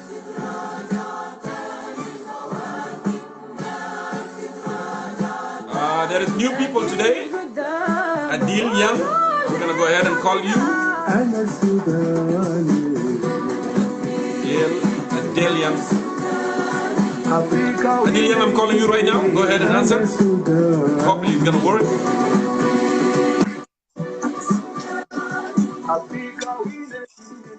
Hopefully it's gonna work. Wow. You can make your point. Ahlan wa sahlan. Welcome to Concerned Citizen. Hello. Brother Jongkor, Yes. I appreciate you today and I greet you and I salute you. Although we might have differences somewhere, but That's I okay. greet you today. Yeah, we might have. I don't know yet, but we might have some differences. Okay. You are a No great problem. man and you got a great show. A show doesn't mean you favor it, but it doesn't matter. How you presented yourself, how you presented your personality, how you presented your ideas, that matter most. That's what I can say. My name Thank you. is Adiel. I'm a Dinka from Rumbek. I'm a South Sudanese from South Sudan. So that's all about me. If you want to know more, it will not be here. Maybe you phone me another day, maybe we'll talk personally, and you will know me more. No So problem. that's my introduction. That's my introduction. It's just only introduction. I don't want to show myself I'm this and that and that. No. The case you bring in, and I just come in and you brought me in, this is my first time, and I appreciate you for that. Yeah, I always Let bring me new greet faces your because everybody deserves to be heard. Yeah, thank you. Let me greet your audience, and these are my fellow citizens of South Sudan. No, nobody somewhere without in a blue sky or something. We are South Sudanese, and we have to address ourselves. We have to know ourselves. We have to know how we talk on our own affairs. This is our own affairs, the South Sudanese one. Correct. I just come in. I don't know whatever you were talking about, but I hear the policy, and that's what I wanna talk about. Yeah, I can go ahead, you know, give you a recap a little bit here. We are President. talking actually about the visit of President to Greater Bhar Gazel. What's the motive behind that visit to Greater Bhar Gazel? And also we talk about that is IGAD planning another confinement for the leader of National Salvation, Thomas Cirillo? That's second. And also is South Sudanese government trying to build new alliances with Eritrea and Ethiopia? All right. And furthermore, is President Salva Kiir really in desperate need for funding for peace agreement? Because he asked Abiy Ahmed and Asias Aforgie, you know, to lobby for him to get funding. So these are the issues that we are discussing today. So you can go ahead and throw in your you know, perspective in this regard. Yeah. Before I go there, I heard people were talking about the apology of the president, and that's right in the place. I don't want to spend time on this. Go ahead. doesn't like the apology, if you does something or somebody does something while you are a president or you are while you are responsible for those people, you have to apologize. So apology of the president involved, I think, were legitimate, and we are going to approve it. Whether you are going not to approve it is up to you. But me and other people who are approving it, it's okay. Apology can modify whatever you are having as a person. Something happened to you as a person, and somebody's coming to say sorry. That wasn't meant to do that one is good. So apology of the president was good. So I don't mind. Whoever is against that one is up to him or up to her. It's okay. I don't want to mess up with it, but apology is good, and it will open other chapters, the good chapters. I don't mean the bad chapters. We don't want war, Mayol or Jongkor. We don't want war. We are tired of wars, since independent or before independent. We have been in war, so we don't want war. So apology, if it can fix something for us as South Sudanese, I don't mind. If apology of the president, where he goes, he went to Bhar Gazel today. Tomorrow he will go to Equatorial, and after tomorrow maybe he will go to Upper Nile. If the apology can solve our problem, why not? So apology is good. And the tour of the president, I am coming to your point, is good in so many ways. In a developmental direction, is good. When you go to Juba, I think something will be solved. Believe me or not, in 2 days after you go to Juba, or 3 days, I think you will meet with every various corners of the people that are responsible for the road, that are responsible for the education, that are responsible for, name them. I don't have a problem, but you will see the change. That's what I can say. So the tour of the president to Bhar Gazel is a channel that will open us a door for everything. So I don't want to don't want to spend the time there too, because you know, and I know other people know what President Kiir on his way to all the Bhar Gazel, from Terkesa to Yerul to Rumbek to Sol, just name them. We all know the whole direction, right? So, and when you go to other areas, I think we will know too what are the problems. And even if you don't go other areas, I think this an educational tour that you will know what is lacking in our areas, what is lacking in South Sudanese areas. It's not only Bhar Gazel. I'm not talking about Bhar Gazel, but that's an example. That's what I want to say. That's an example. Even if you don't go to Equatorial, even if you don't go to Upper Nile, I think this is an educative lesson that you can learn, because you didn't see anything before. You just hear. You didn't see. But what you see is different from what you hear. Jongkor. Yes, Jongkor. That's what I believe. Jongkor. What you see is different from what you hear. So action speaks louder. He will take action. He sees something in action, and he will do something in action. That's what I can say in his tour. And if you got another question than the tour, I think we'll go on. I want to mention the Thomas Cirillo meeting or something. We want to involve ourselves all over the corners. Even Jongkor Mayol, if he is rebelling today, as we know him, if he contacted you today and say, Mayol, we need peace, and that peace will Mayol. Please, Can you I raise your would voice a request. little bit? It looks like, I don't know, where are you speaking from, my brother? I'm in Canada, brother. When you come to Calgary last time, I saw you, but I didn't get a time to meet you. I'm in Calgary. Okay. Well, I really appreciate you for coming on and airing your perspective. I'm gonna move on here. I gotta go to give other people, chance so they can add their perspective as well. I really, really thank you. Can I Yeah. say one more? Yeah, go ahead. Go ahead really quick. Okay, I just want to talk about the Denko Young Council of Elders. I think it has been in your tongue all the time. You are talking about, other people are talking about that Denka Council of Elders is wrong in this and is wrong in that and they are not good people. Mayol, do you have your father? Do you have Yes, your but father alive? yeah, Is my father alive? died. Is dead. Okay. Before he died, is he directing you on something or whether it's bad or good? That's a good question. But in order to answer that question for you, Adele, we are a country. Mm. We are a country. Keep this in mind. We are a Republic of South Sudan. We have the executive, okay, the presidency. We have legislative. We have judicial. So we have, combined power.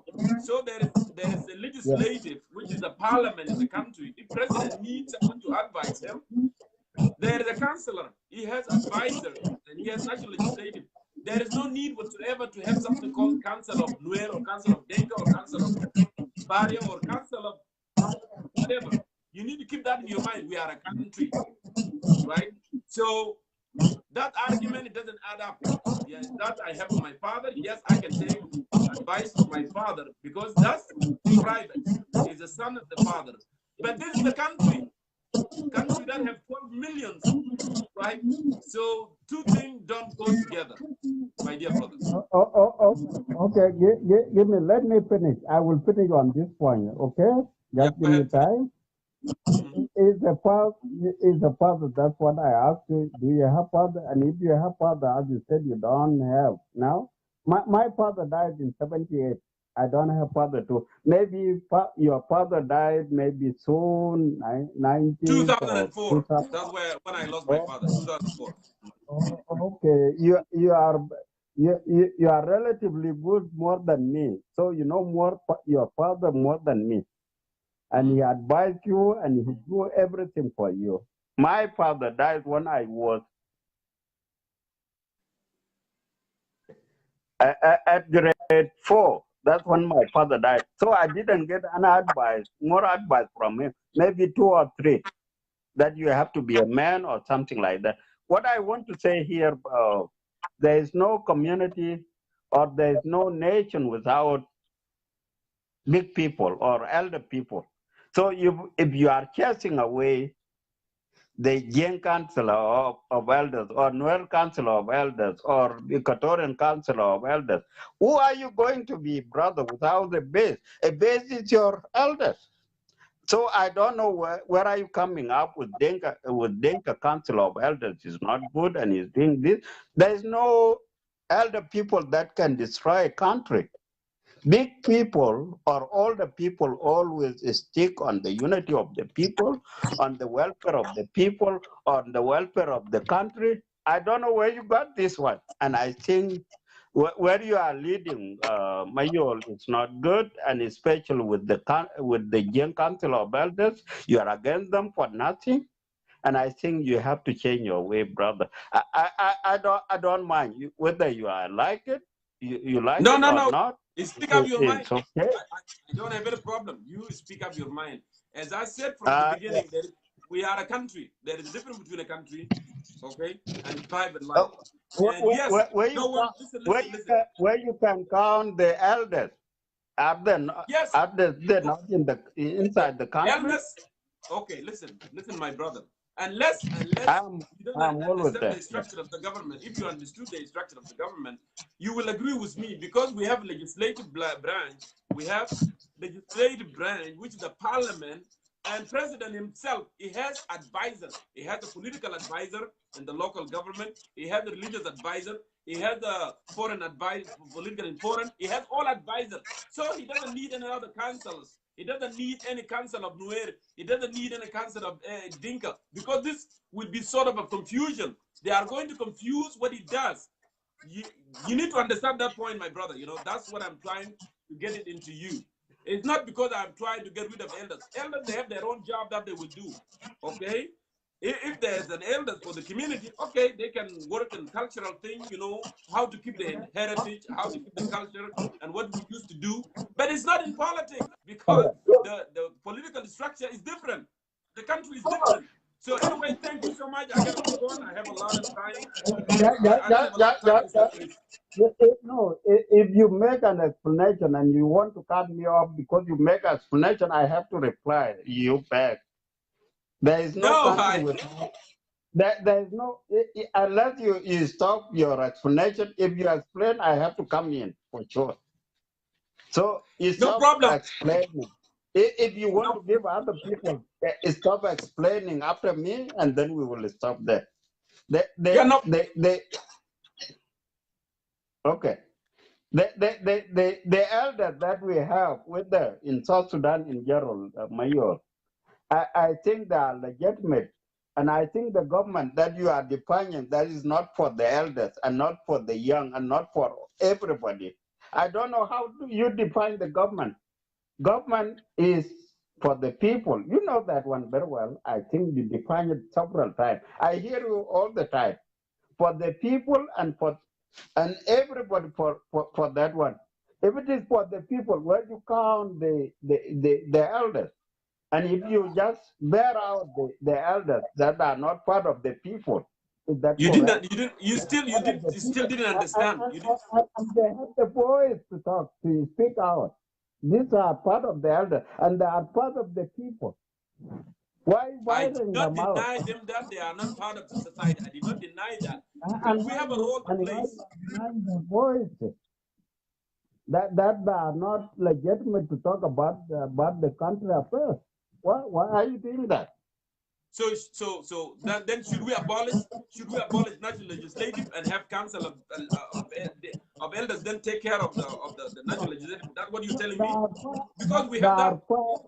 They are part of the democracy. They are part of the people. They are part of the policies that can come in and they talk us, and the talk begin with you and begin with me, and then go on to elders, and then go on to legislative assembly, and then go on to the president and the presidency. Okay, thank you. Let's leave this there. I don't want this thing to be between me and you. Other people, they have their opinion as well. So you stated your opinion, and I have my opinion. And thank you so much for coming on. Let me move on with other people as well. Okay? Thank you. I appreciate giving you this chance. I will not talk more. Thank you. No problem. Okay, thank you. Ocean of confusion. Let me move on here and get other South Sudanese to have that perspective. We need to have a class for the government. You know. So it's really interesting. So let me go ahead and do this.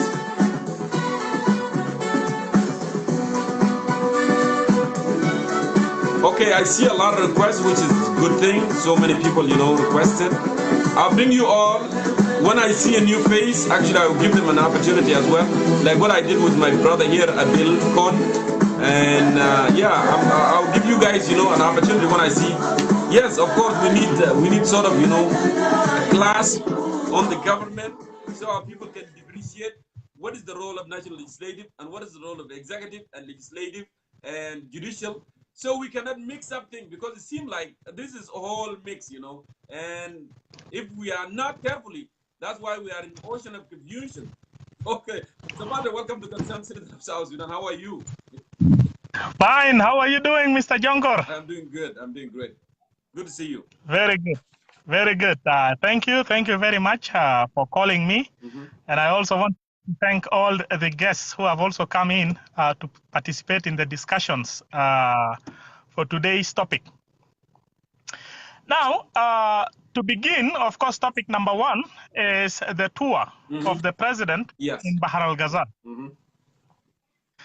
You see, Brother Jongkor, what took President Kiir to Bhar Gazel is because the agenda that has been given to him by those of Abel Alier gets a lot of support by the people of Bhar Gazel, and President Kiir feels very comfortable around that base.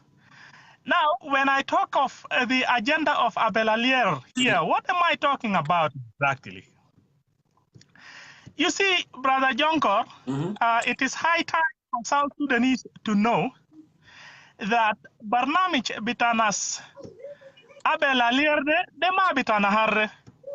De Barnamij Abel Alier indu min fi zaman kan anehna South Sudanese indi na haja gina di gali government of regional autonomy. De kan fi Barnamij bita zaman indi na government alo adole na kan through Addis Ababa agreement. Okay. Yes. Itaru shinia Jongkor. Yani fi zaman al kan adole na government of regional autonomy. Abel Alier Khan was the first president of the High Executive Council.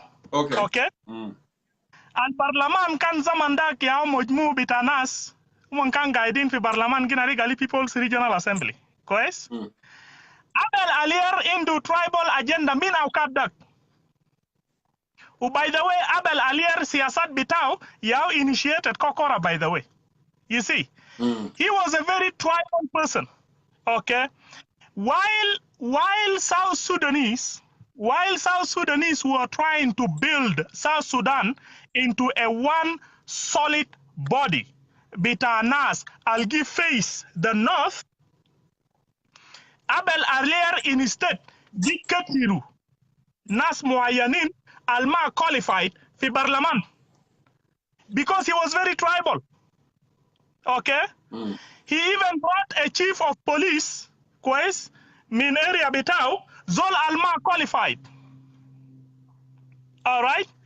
And yet, Zol de Abel Alierne, Uzadu ma shakal, fi Barnamij, yani, shuf ya Jongkor. Barnamij bit al shakilu fogo fi anyanyawande, de Barnamij na kishu fogo min fi 1947, fi Juba conference, Siyasin bita junubin kan itqassamu ala two groups. Finas, shuf, finas fi dakhil Equatoria, siyasin bita Equatoria kan derin the state of Equatoria gina dumon laduan zaman dak. Ubarin finas fi Bhar Gazel, siyasin fi Bhar Gazel, siyasin bita Upper Nile, they did not even like to be in unity. Mashamalin. They formed a coalition, they came one as one solid body. And they carried their agenda lahaddi fi zaman bita shakla bita anyanyawan, and they formed it together. Abel Alier ma shakal ma group bita ta asarede human kan guiding fi Khartoum. Fi 1972 zaman Jamadel shakal for 17 years. Hakuma bita nimeri gal khalas. What we will do is we will give you a government of regional autonomy through a comprehensive peace agreement between 1972 and Addis Ababa. Abel Alier and that group were not there. They were sitting in Khartoum. It is high time people got to start knowing this history. They were sitting in Khartoum. Lakin, because the fighters were generous enough, when they started forming the government with a regional autonomy, if they have a bad heart, Abel Alier de Kanma Bishumu position with a presidency, with a high executive council. But they allowed him anyways. But was it because they saw him as a South Sudanese? Was it through election or was it through appointment when Abel Alier became president of autonomy of Southern Sudan that time? No, it was through some connections. It was through some connections. Majamad El Besuman, they signed the Addis Ababa agreement and then they started forming that government. It was through some connections. Shifta Kef. And then actually it was Lagu, Yani Zamandak, Yani fighters del Kander Lagu Yao Kedegeni, president of the High Executive Council, Lakin Lagu refused. Instead, he wanted to remain in area Bitajesh. So Abel Alier Zamanuja, look, Siyasin al-Itshakalu, fi zaman bita Anyanyawan, had an agenda al-hum derin yamsik South Sudanese ka wahid. Abel Alier ja kharrabulom. ma agendas bita tribalism والبرنامج بتاع أبل علير ده زهجوا ناس لحد حتى إيكوتوريين تانين في داخل البرلمان قال no, this is getting too much. خلاص كده ناس بحر الغزال go to their own parliament في بحر الغزال and let the people of Upper Nile go and create their own parliament في Upper Nile. But it was because of Abel Alier. Tabata, I want you, to make a distinction right there. So you said that actually, yeah, visit without Kiir to Greater Bhar Gazel state has something to do with the agenda of Abel Alier. Can you explain what was motive behind his visit to Bhar Gazel? Okay, go ahead. Now, Abel Alier, Allela de agenda bitaw de shunu. Look, as I've explained to you, Al Assassino as the people who cooked Mashakil bita Anyanyawan placed the Barnamij bita Mashakil de, they all recognized Al Assassino, they came from a particular territories and those who were inhabitants bita their descendants. All right? Barnamij bita occupation kan mafi fi barnamij fi muh bitam. Abel Alier indo agenda bita occupation min zaman. The same barnamij al khawajat tabugu le zunuj fi dakhil America hina. What do you mean? They want to occupy power. Wait. What do you mean occupation? What I mean by occupation are the following things. One, strategically, you will be deprived. Hello? Yeah. Yes. Go ahead. Yes. Strategically, you will be deprived of powers. And when you are deprived of powers, you will be deprived of strength in economy. When you are deprived of strength in economy, then you are a puppet socially. And that is exactly how Zunuj fil Belede were deprived of power and economy, and they became, right now, socially very disintegrated. And Al Khawajat del Yabiga Godilomon Shinu, Godilomon module bitahaya. Abel Alier Indo Barnami Demin Zaman. So Abel Alier wanted to do it to who? He wanted to do it in what particular group that Abel Alier wanted to do? Abel Alier, by the way, he is trying to empower the people of Bahar al-Ghazal economically, okay, educationally, and it is good. By the way, listen, I want you to understand me this very carefully. It is very good. It is very good to have an agenda. You want to educate your people and you want to empower your people with power politically and economically. But don't do it by applying bad politics. Do it in a very fair manner. Let us, what I mean is, if he wants to do it, educated. But let us build country bitana first. We'll put chances, equal chances. And then let them go and compete. Like in Abil at the education. Abil is from Upper Nile, actually, Sabata. So what is the interest that he want more Bhar Gazel to have more opportunity than people of Upper Nile? Why is it that way? Okay, Abel Alier is from Upper Nile, Mushkida? Correct. But it is Jongkor, to be the truth. Arabes ma you mention Isim Tadinga, no mention Isim Tadinga here. Say it. It's not an issue. Listen, if we don't speak from heart, that's why we have problems. No hurt feeling. You speak. Go ahead. Very good. Very good. Abel Alier wants to empower Dinga economically and also make sure he roots Dinga in key political positions, so that Dinga will hold these key positions for quite a long time and direct the country as they want. Now, when they have that, they can even have access to properties wherever they want, even in equatorial areas, even in Upper Nile. Is an Upper Nile man careful? Yes, these are agendas with Abel Alier, by the way. And right now, by the way, and that's and that's what Kiir going to go to Bhar Gazel and preach. And what is the distinction here? Okay. Yes. Here is the thing. Now, في زمن بتاع شكل بتاع SPLM دكتور جون جارنج ما ادى لزول زي ابل عليه النفس عشان يجيب اجنده بتاعه ده.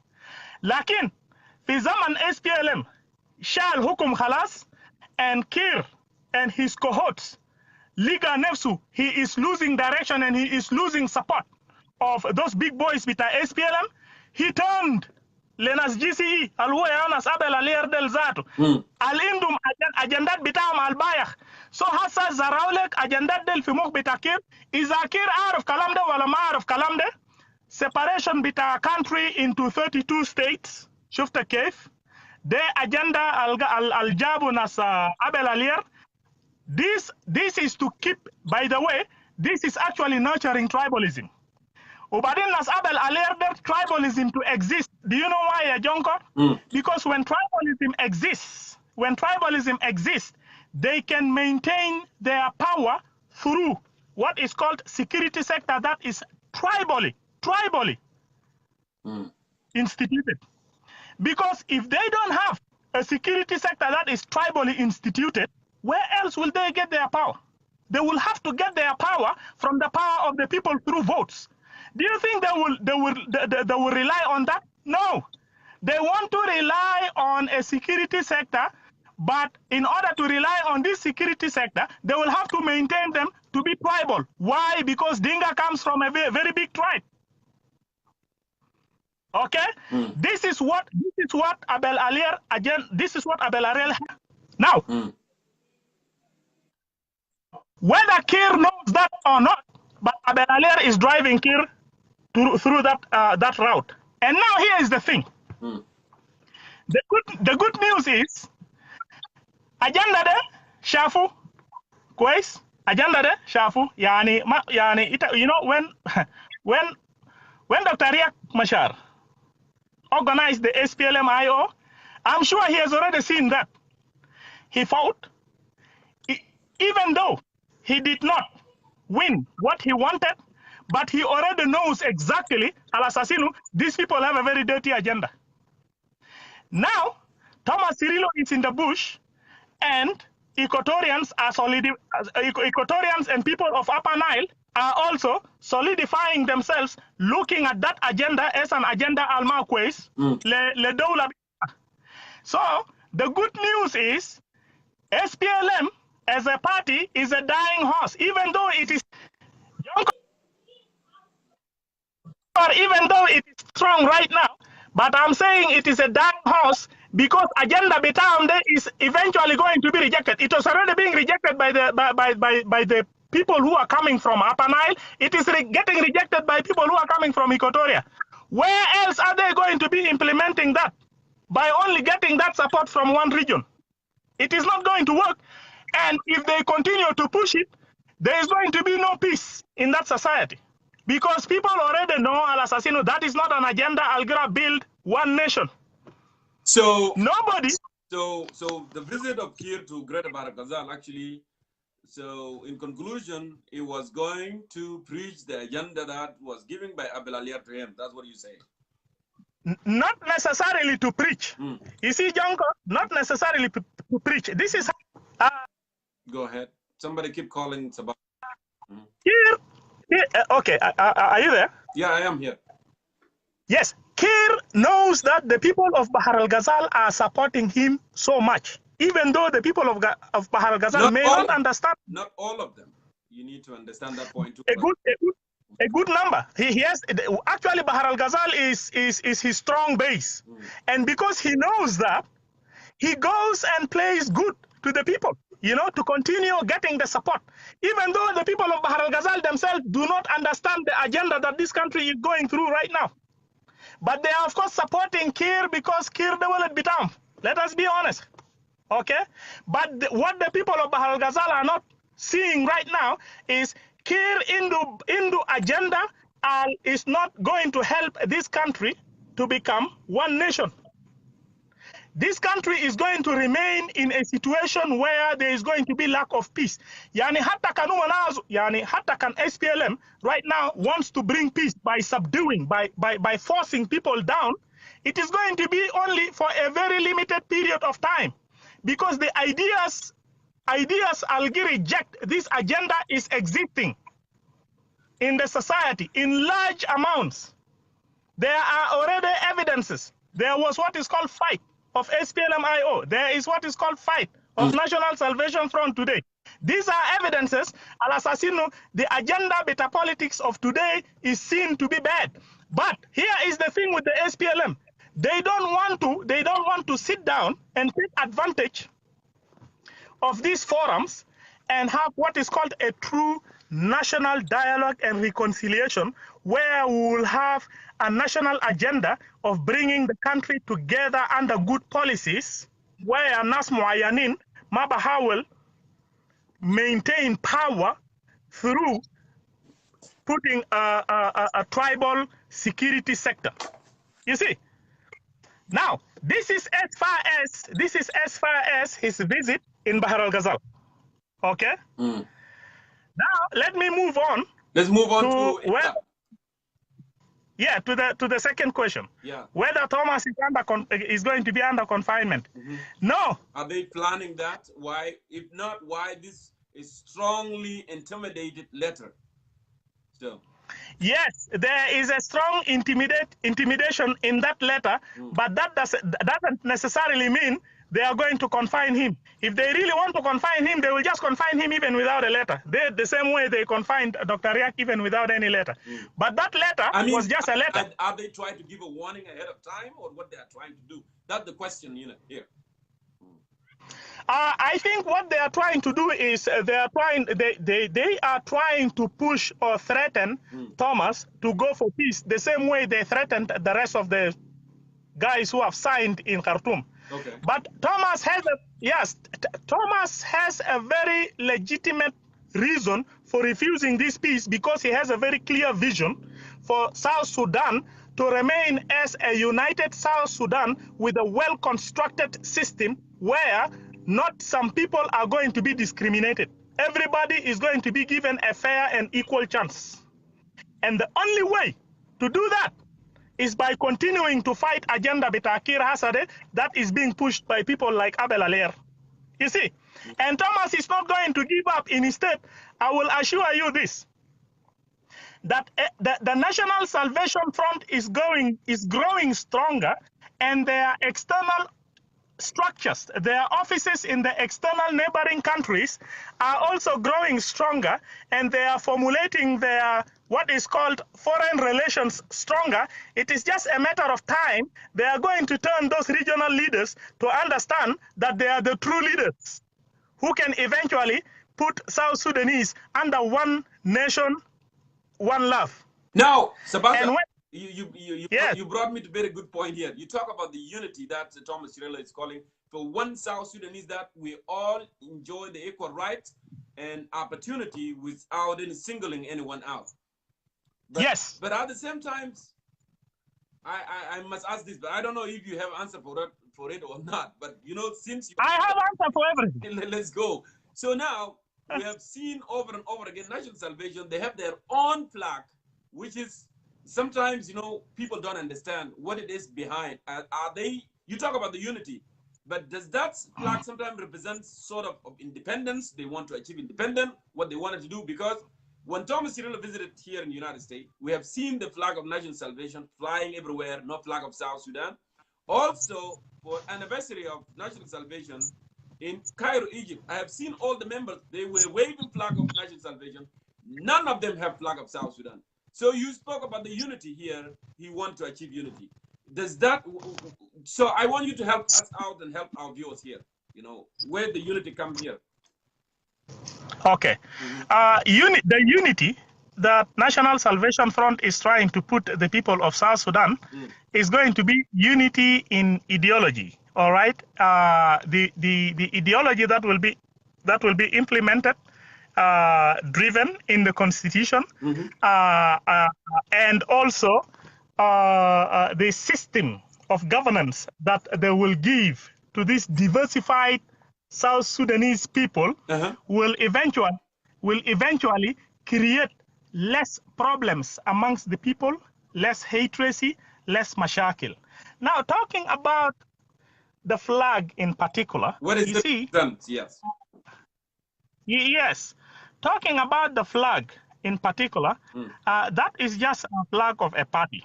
You see, that is just a flag of a party.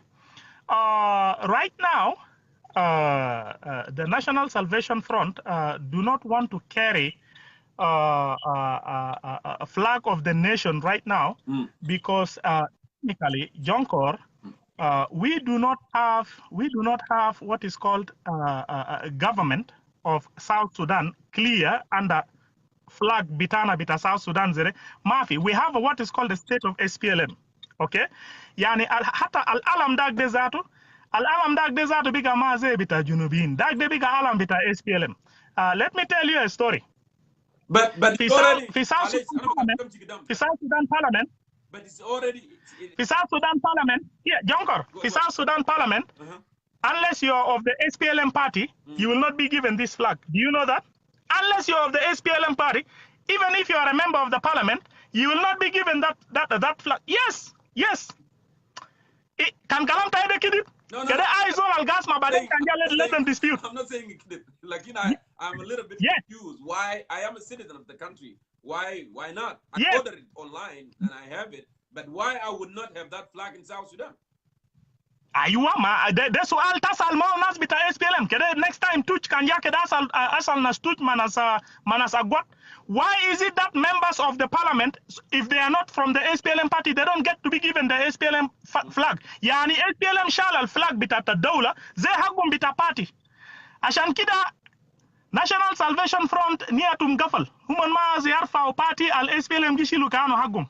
Like, at the same time, my brother Sabata, this flag, okay, it was adopted by the national parliament of the country. So that's our flag at the moment. So should we abolish the flag because of the president or because of a particular party? Should we abolish the flag and adopt another flag? No, we should not. At this time, we should not. Let us continue to have that flag as a flag of our nation. But unfortunately, that flag is already being hijacked by the SPLM. It is just people of South Sudanese, Lisa Mar, Human Fikir Gal, they have a flag of their country. No, they have a flag of the SPLM. Human Hasazaru, people of South Sudan, Human Mindum representatives, Fajagina de Hakuma. SPLM, Yaugi appoint. Loman Nasal Gina Gal Bita Barlaman. There is nothing that makes sense. Brother Jongkor in that government, you see, and I hope I'm answering the question. By the way, No, you did good on that regard, but we still have Good. some issue because people are saying that. Oh well, myself, I'm wondering too, why we are not giving priority to the flag of South Sudan in our occasion. Why are we giving the party, priority? Because I am a South Sudanese before I become a NAS member or SPLM member or whatever, political organization in South Sudan. South Sudan is first, right? And then if South Sudan is the country, and then yes, flag of South Sudan should be there first, and then the second, and then I can have flag of my political organization. So sometimes it's Yes. about the unity, and then seeing you carrying a different flag, it will make kind of confusion here. Is he really for unity, or is he have a hidden agenda? Is he trying to create another thing? So that's the question that people. There is no. I can assure you. I want South Sudanese to listen. There is no agenda that is hidden. Yani agenda bita National Salvation Front is very bright and very clear. Al Assassinu, they want to create.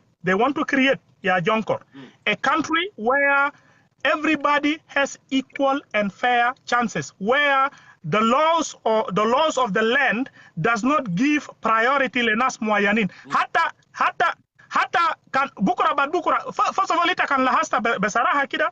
Yani when Thomas Cirillo says I want to give power to the hands of the people, demanato hata bukura bad bukura National Salvation Fronts happen to win power, they are not automatically going to bring the president. They will allow the people to vote. Can people decide to vote Kiir again? They become mushkila taras. That is if Kiir wants to run. Yes. So let's move on. But they will try to give the people a chance. It was good to have this elaboration and speak about that. Let's move to our next segment here. Is South Sudan trying to build new alliances with other regions, and what would be the response of Uganda and Kenya?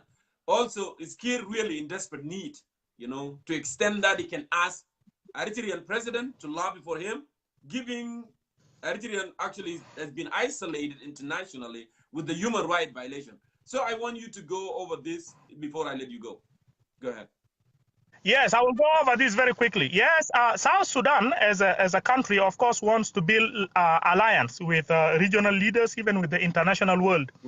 However, Jongkor, South Sudan right now lacks capacity to be in the upper position in the international arena. Okay. You see, international arena, Jongkor, people go with interests. Okay, South Sudan hasa because they lack capacity. Guiding ya kulum beraha. Go ahead. Yes, Italo la hasta beraha kida. South Sudan is not even benefiting from their oil. Okay, they are not even benefiting from their oil. They are not even benefiting from their independent Salomon. Okay. Yes. Their own security is killing their own people. All right. So actually, yes, they are trying to build alliance, but in this alliance, the regional countries Yagi benefit. South Sudanese are not actually benefiting from this alliance. Not even people bita Bahar al Gazel, Al Kiir into very strong base. They are not even benefiting. What are they benefiting from the oil? Instead, if so, who is benefiting from the oil? It used to be Bashir.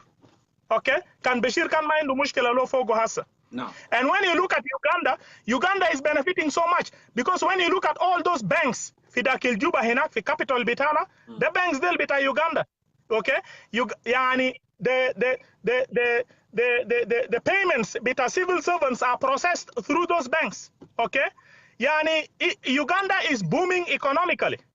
Jesh Bita Uganda hasa as we speak, Jesh Bita Uganda are paid to go inside Sudan to go and fight. Mashakil al-Zato ma hagum. Yani when you see the fight for Ye River State, they have a lot of forces Bita UPDF for Ye River State. Okay? And of course those people get paid. Even though Abna Bita Bahar al Gazel, Al Kandakalu fi Shakladak, there could be people who are actually not even getting any pay. Huh? Yeah, you can imagine. So in this ally, yeah, Jongkor, it is the other people who are benefiting. Like in Abna Bita Junubin are not even benefiting anything. Now, as far as the last question, number 4, again, please, can you just note it very quick? Number four, actually, we are saying that furthermore, President Kiir asked the two leaders, Eritrean President Asias Aforgie and Abiy Ahmed of Ethiopia. So is he in that desperate need actually to ask those guys to lobby for fund to implement peace agreement? Yes, he is in a very desperate need. Jongkor is in a very desperate need. But what Kiir has not realized is Western countries, when Go ahead. It looked like you have been distracted by phone calls. based on when Western countries decided not to give South Sudan money, this is based on some conditions that they placed, that they wanted South Sudan to come up with about 100,000 million, right? And after this, they will fund. But the government of South Sudan themselves are not even able to come up with the amount of money that they were asked to come up with. And when West asked them to come up with that amount of money, West knew, Al Assassinu, the amount of revenue that they are making and the resources that they are making, they should be able to have that amount of money. If they do not have that amount of money, that is just based on some degree of negligence from them and irresponsibility. And even if he tells the Eritreans and the Ethiopians to go and lobby for him money, he's just wasting his time and he's just wasting his words, because that is not going to materialize, Jongkor, and he's going to remain desperate to implement peace. Around here, girl, we have peace, we have peace. Lastly, 2 years ago, we started progressive movement onto social media, aiming that all of South Sudanese young intellectual here, we wanted to come together because we need change. Like you talk about change that will bring, rights of people of South Sudan, regardless of their region, regardless of their tribe, their clans, whatever, equal before the law. Now, correct. It seemed to me the gap was closing up, and all of a sudden it started widening again. People are start, diverting, to their own regional, to their own political organization, and then leaving the cause. So what's going to happen from here? Because I've seen, even myself here speaking to you, people are still, lying me with JCE, lying me with, Kiir government, simply for being from that region, or simply for being from the Dinka tribe. So what are we doing here? Are we moving to, good direction that we want with this progressive movement, or what we're doing here is a matter? Jongkor, I don't blame the people. There is no clear agenda. When you're creating a movement to unite the people, you got to have an idea central, and then make the people get attracted to the idea. All right. Now, this movement came up. The people themselves are not understanding themselves when some group of people are saying, you know what, federalism is good. Bihil mushkila A, B, C, D. Fi mujmu tanin bigul la federalism ma kwes. You people even initiated dialogue about what federalism is. Federalism has been explained about 1,000 times, and if people want, we'll continue to explain what federalism is. But even though you're Jongkor, with all the explanations not gamal about federalism, still you hear rhetoric, Alasasino federalism is Kokora, federalism is Kida, and yet it's not even hard to understand federalism. You just Google it and you know it. But there seem to be a group of people, even they claim to be educated people, like when they interpret federalism, you will hold your head in. Educated, and that's why he interprets federalism, and yet it's even in Google. He can Google it and just read it and understand it. But there are so many forms of federalism too, Sabata. That's why some people they confuse sometimes. Like the one that we have in the United States actually is perfect one. This is the one that actually I suggest we should have in South Sudan if we are going to move toward federalism. But there are one in Ethiopia, there is another one in Germany. The one in Ethiopia, if a particular tribe, they have their own state. Is that what we need in South Sudan with this dilemma that we have?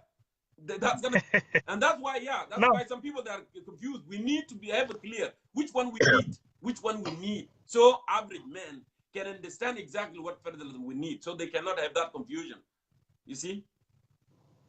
If people are confused along that line here, Jongkor, then I'm expecting people to say, okay, we agree that let us have federalism. Let us have federalism based on how many states. Should we have it in 3 regions? Should we have it in 10 states? Should we have it in 21 states, 28 states, even in 32 states? Should we have federalism in 32 states?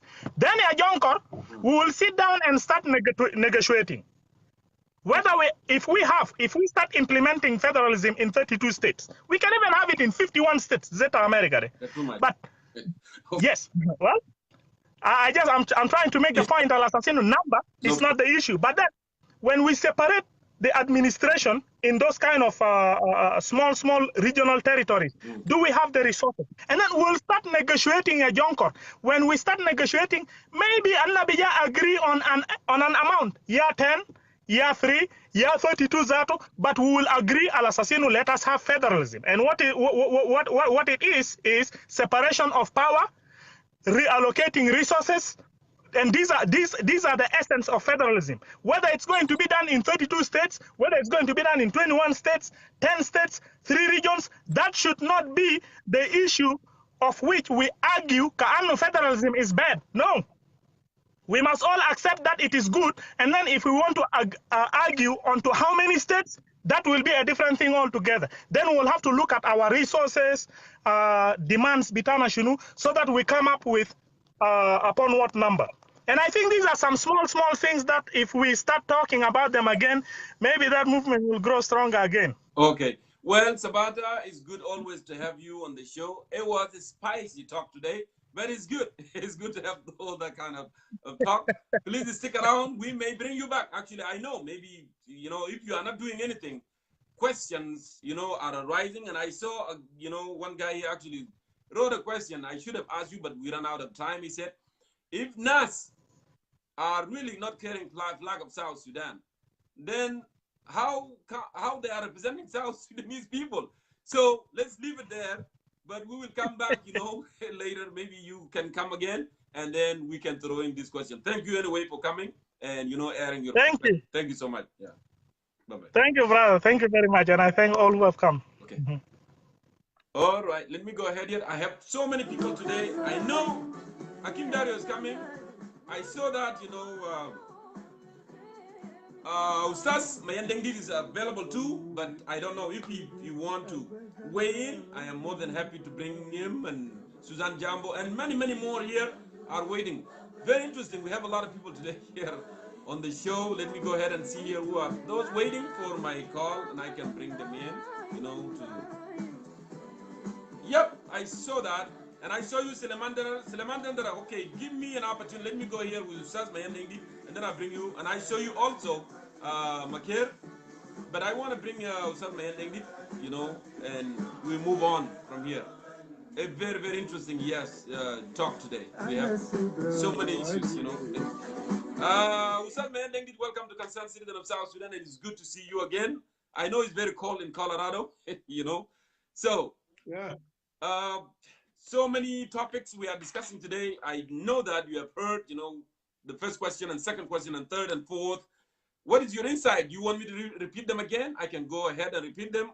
Or if you got them, I can yell floor on yours. No, I have them. Thank you, Jongkor, for having me. And thank you for always bringing these interesting topics so that we discuss them and chart a better way forward for our beloved country, South Sudan. The tour of the president to Bhar Gazel, when people do good things, let us not try to bring negatives out of good things. We want to agree with. Go ahead. To also do good things. So it's long overdue. The visit to Bhar Gazel, to Greater Upper Nile, to Greater Equatoria is a long overdue visit. Yes. It's so it's better later than never. Let the president go to the ground and see for himself instead of getting advice, messages from people. It makes a big difference when the president goes himself to the ground. So it's generally a positive thing, and we hope that it continues. But again, we also hope that this visit will create a difference in our public policy in terms of allocation of resources. But when you see that the president goes to the ground to see that there is no development, there are no roads, even one of his cars overturned, it could have been his own car. And then we see that there is $42 million that you got that message, that leakage of $42 million to be given to our cardinal. Correct. Again, and it was a directive from Turkalwak to our cardinal, directive to Martin Elia to give our cardinal $42 million instead of taking the money to Rank, to Awil, to Yambio, to Ye. You give it to our cardinal again. These are cardinals should be made a persona non grata. And he should not come to South Sudan. If he is going to start, he will continue looting South Sudan. So if the president goes to the ground, let him stop this scandal and redirect the money. 6 million to Bhar Gazel, 6 million to Equatoria, 6 million to Upper Nile, to create schools, to build schools, to do projects that will help the people. So we have so many things in the states that need money, and you find people in Juba playing with our people's resources. We have over 72 ponds of fresh fish in Terekeka. And this fish can be exported even to the US. You know, out of the 72 freshwater ponds in Terkeka, only 2 are used, only 2. The rest, fish will die with old age in Terkeka. Why don't you send that money to Terkeka that you passed through for the fish industry to improve? So these are the things we expect out of tours. When presidents go for tours, things change. So his coming back should create a change, and he should stop these scandals, financial scandals. The IGAD confinement of NAS leader. You know, there is a standard procedure. I mean, the responsibility to protect at the UN Security Council is devolved to regions. So it's first the responsibility to protect is it's for the UN, but the UN is using regional powers. In West Africa, they're using ECOWAS and ECOMOG, led by Nigeria. In East Africa, they are thinking about using the East African standing force, which they used in Somalia, led by Uganda, Rwanda, Kenya, and Ethiopia.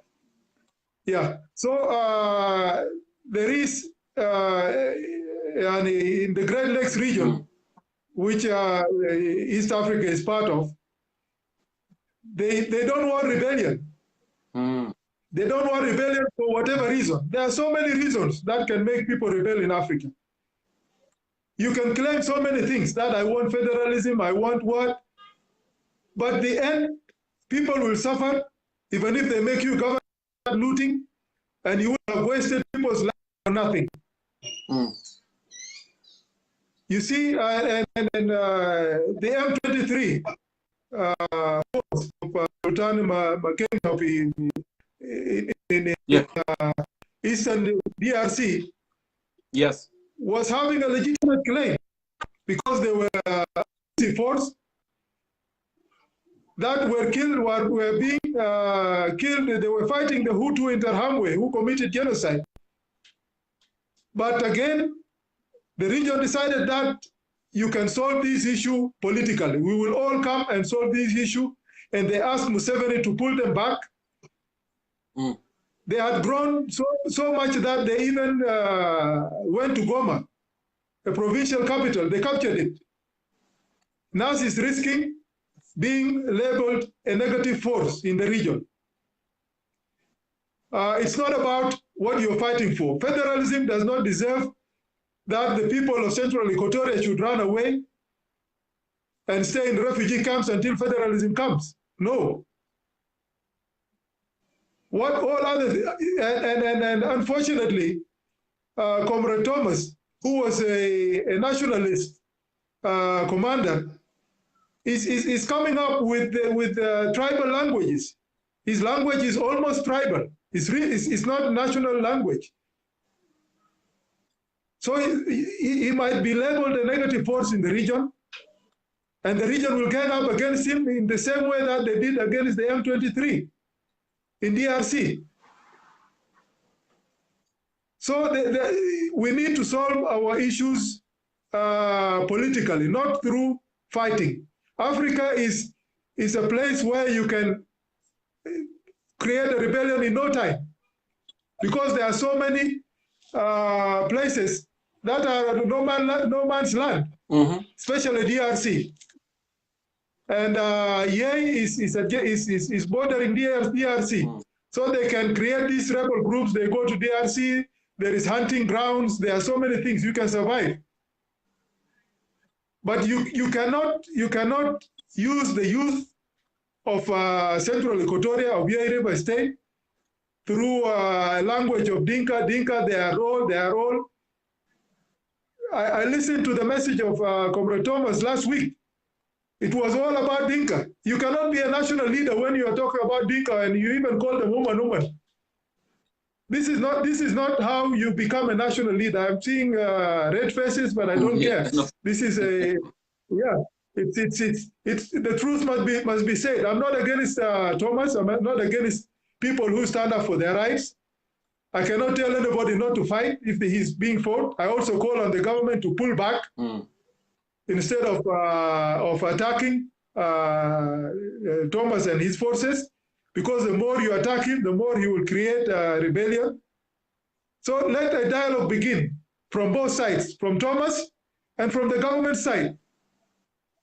You see, new allies in the region. These are not new allies, Comrade Jongkor. These are old allies. These are all. The SPLA was started in Ethiopia at the time of Mengistu. And do you know that Abiy Ahmed, who is now the president, was in South Sudan as a junior officer? So he knows about the SPLA in and out, its movement, how it is started. So he is an ally of the SPLM. He knows those of President Kiir and those of Pagan and everybody, those of Deng Alor, because he was there. He was in South Sudan. He fought in South Sudan. So he's not going to be a new ally. His heart is for South Sudan to be stable.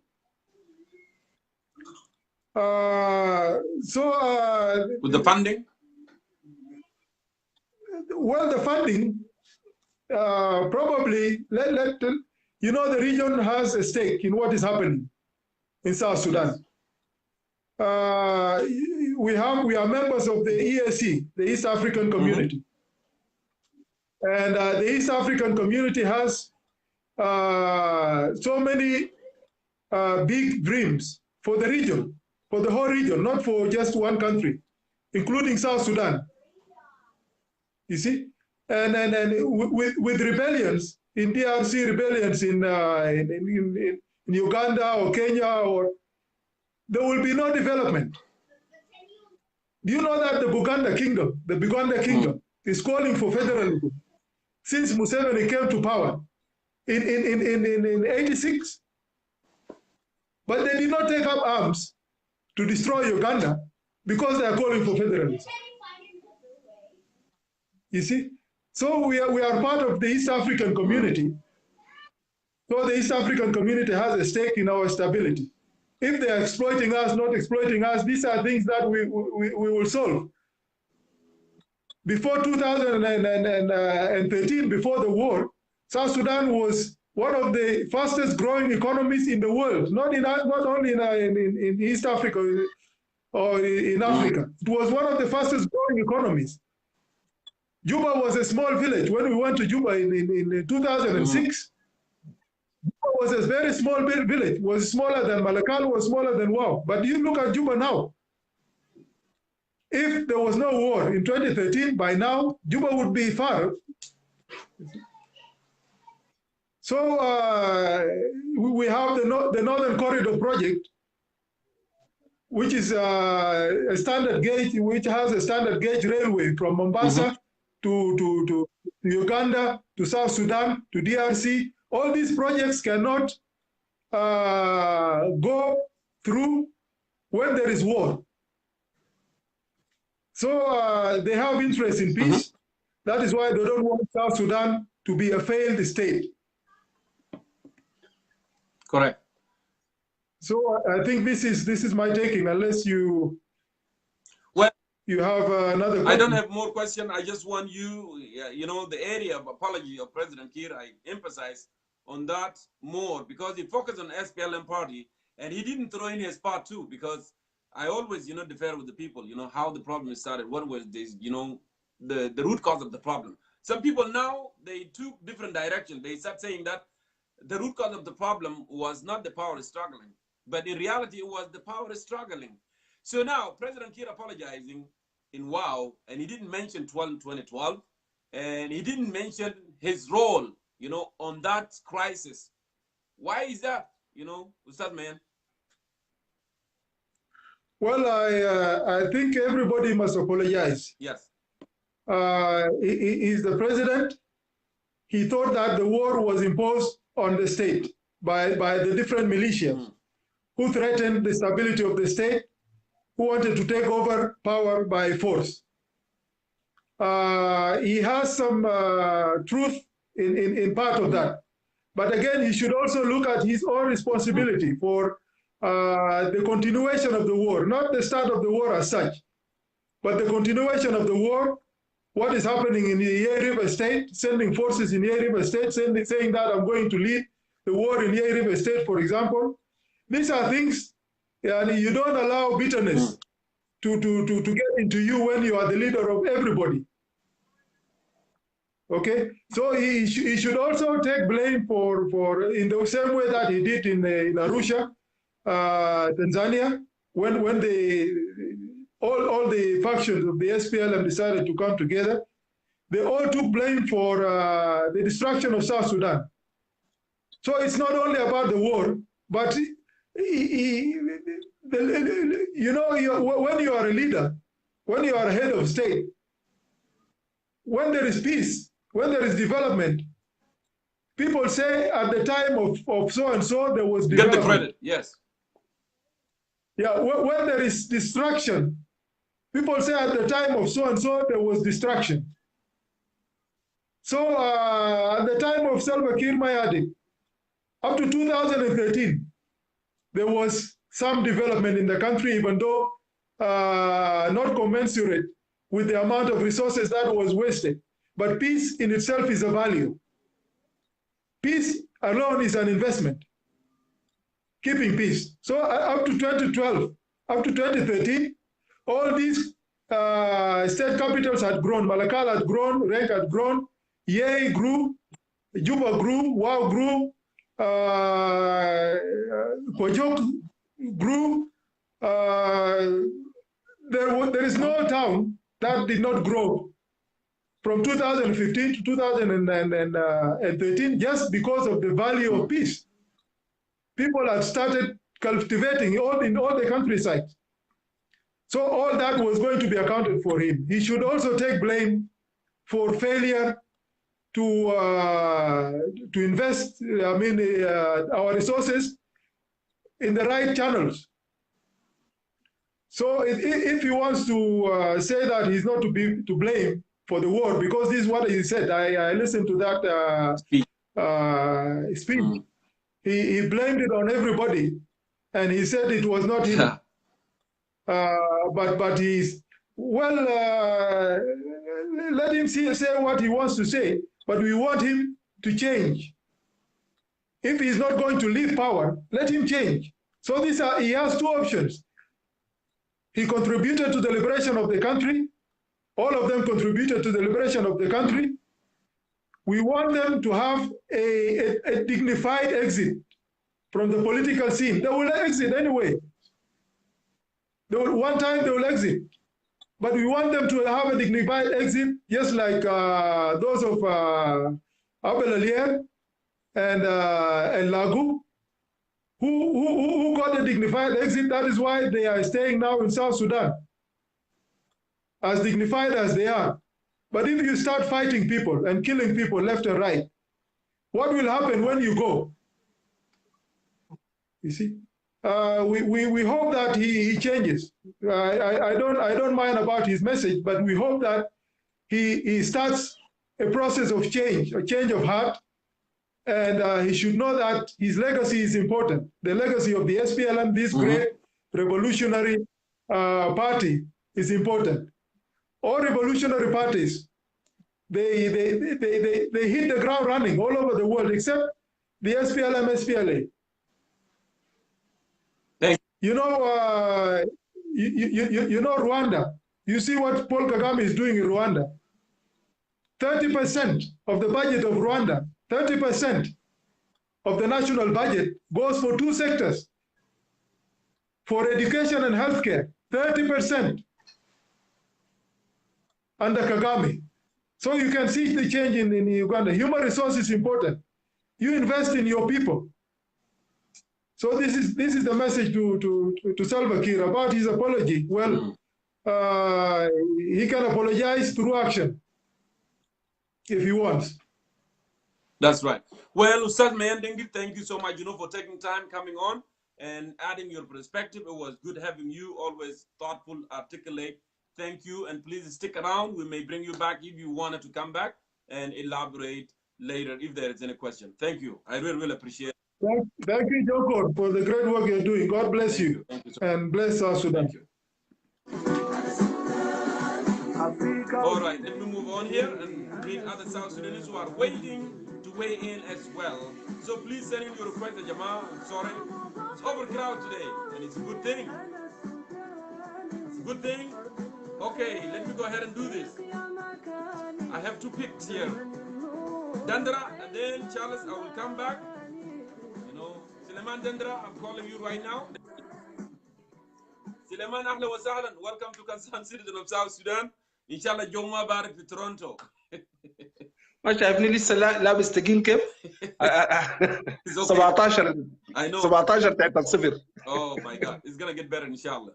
Okay. Yeah. انت سميت discussion بتاعنا discussion سخن اليوم يعني فيه محاضرة صعب شوية. تفضل يا سليمان. أنا أول حاجة بحييك وبحيي الأخواني الموجودين في الشو بتاعك. نعم. وبجد أنا مبسوط إنه الحاجات دي بتتناقش بصورة واضحة. جونكور أفتكر أنتوا في الفيسبوك ما خليتوا حاجة. يمكن أنت شغال لك 3 سنة ولا 4 سنة ما في يوم أنت ما طلعت الأخطاء بتاع الحكومة. يعني أي زول قاعد يتابع الشو بتاعك بالمناسبة الحكومة بيكون مكشوف له. يعني بيعرف وين الخفايا وين الحاجات اللي بطال الحكومة قاعد يعملوا. أي زول في زول قاعد يحضر البرنامج بتاعك ده أكيد بيكون عارف. وبالدليل إنه الناس لما تتمرد ضد الحكومة معناه حكومة ما كويس. لكن ده ما معناه لو في حاجة عمل نفسه كويس الناس يقولوا حاجة ده ما كويس. لابد أن إحنا كمعارضين نكون صادقين في كلامنا، نكون صادقين حتى في التاريخ. لما نتكلم عن التاريخ لابد نكون صادقين، لأنه التاريخ ده حاجة بسيط جدا. أي زول ممكن يرجع للكتب بلقى حقيقة الكلام ده. فأنا حابدأ منك بزيارة بتاعت الرئيس. نعم. بعدين هعلق في حاجة بسيطة عن التاريخ اللي قالوا سباته. داير أعلق عليه حاجة بسيطة لأنه داير أصححه بس مش عشان حاجة فيه أخطاء كتير. أنا داير أصحح. أوكي. الزيارة بتاع الرئيس في نظري كان مهم جدا. لابد يحصل، مش هسه، المفروض يحصل من 2005 2006 و2007 المفروض كان يحصل. لأنه الرئيس كان وقت ذاك البلد مستقر وعنده قروش وكان ممكن يحدد الحاجات اللي هو عايزه. لكن العرب قالوا شنو؟ حتى لو جاء متأخر أحسن مما ما كل ما يكون فيه. يعني الزيارة بتاعه أفتكر بكون فتح حاجات في راسه ما كان قاعد يشوفه يمكن ذاته. يمكن لأول مرة منه رئيس يقعد مباشرة مع السلاطين، يقعد مباشرة مع المواطنين. بالمناسبة يا جونكور ما في زول بيقدر يقابل رئيس في جنوب إلا الناس اللي حوله يسمحوا لك تقابله. لكن هسه في الزيارة بتاعه هو ممكن يقابل الناس. أنت عارف وزير الدولة للخارجية بروفيسور نيمليل عينوه في جوبا وزير ما قادر يقابل الرئيس. وقد الرئيس جاي زيارة لواو جواو عشان يجي يقابل الرئيس في واو. ده وزير. بليف مي أنا قاعد أقول لك حقيقة. قالوا بخشمه مش أنا قاعد أقول كلام. فعشان تقابل الرئيس ذاته لو أنت بقيت وزير والناس ما راضين عنه يعني حوله مضروب حوله طوق ما بتخترقه. يعني انت لو داير تخترق الكلام ده لا يكون عندك اصدقاء في الطوق ده. فزيارته ده بيخليه يسمع الحاجات اللي ما كان قاعد يسمع. انا الزياره قسمته على 2، في جانب فوق السلبي في جانب ايجابي. نعم. الجانب الايجابي انه هو شاف الحاجات بنفسه، بيعترف انه انا شفت الطريق ما كويس وانا تاني ما هسمع لوزير ده، انا شفت بعيني. ده جانب ايجابي كويس جدا جدا. الجانب الثاني الايجابي اللي عجبني، وانا زول من غرب بحر غزال ونحن اتهمونا بتمرد ضد الحكومه وشنو، اعترافه في واو. انا ما قاعد انظر له باي محل، انا بنظر له انه هو عمل لنا التبرئه. يعني كان زي زول تهموه بحاجه وزول ده جا قال يا اخي يا جماعه الناس دي ما متهمين، لانه نحن لما نتكلم كان بيقول لنا هنا ضد دينكا والناس واقفه غرب الغزال قتلوا دينكا وضد دينكا وكده. لكن كلام الرئيس هسه اكد انه احنا ابرياء من الكلام اللي حصل. ده نظرتي واكد له حاجه مهم. هو كان بيفتكر انه ناس في غرب الغزال دي ناس ضده، الاستقبال اللي استقبلوا له ده لو ما فهمه كويس محتاج زول يشرح له يفهم استقبال ده معناه شنو. كويس. الشيء الثاني الناس قاعدين يتكلموا فيه وانا ما قاعد اقبله، موضوع بتاعي انه قاعد يتكلم بلغتين. كلامه بلغتين ده حاجه طبيعيه جدا. الرؤساء بمشوا في يو ان، يعني الرئيس بتاع افغانستان ما بيجي بيتكلم بالانجليزي، بيتكلم بلغته بتاع افغانستان بترجمه. اذا كان انا رئيس وفي بلدي وجيت لقيت مواطنين بنفس لغتي سهل لي نتكلم معهم باللغه ده، انا بتكلم معهم باللغه ده. دكتور جون ذاته كان بيتكلم بلغتين، كان ما نمشي. بالمناسبه الكلام ده، انا هنا في كونسيرن سيريا نفسها والسودان شو، انا ما قاعد اخلي الناس يتكلم باللغه غير انجليزي وعربي. ليه؟ لان الناس كلهم موجودين، اتس فيري دايفيرس. لكن انا الليله لو مشيت نملان، لو مشيت مهل ما ولدت فيه، انا لازم اتكلم ما بتومانجان يعني. سو اتس نوت ا بروبلم، لانه مناسب في المكان ده، لان الناس ديلك this is what they want me to communicate with them عشان يفهموا كلام بتاعي. انا لو مشيت هناك كلام انجليزي do you think they're gonna understand؟ ما يفهموا كلام اللي انا بقوله لهم. يا كلامك صح في النقطه دي. جو هيد واصل.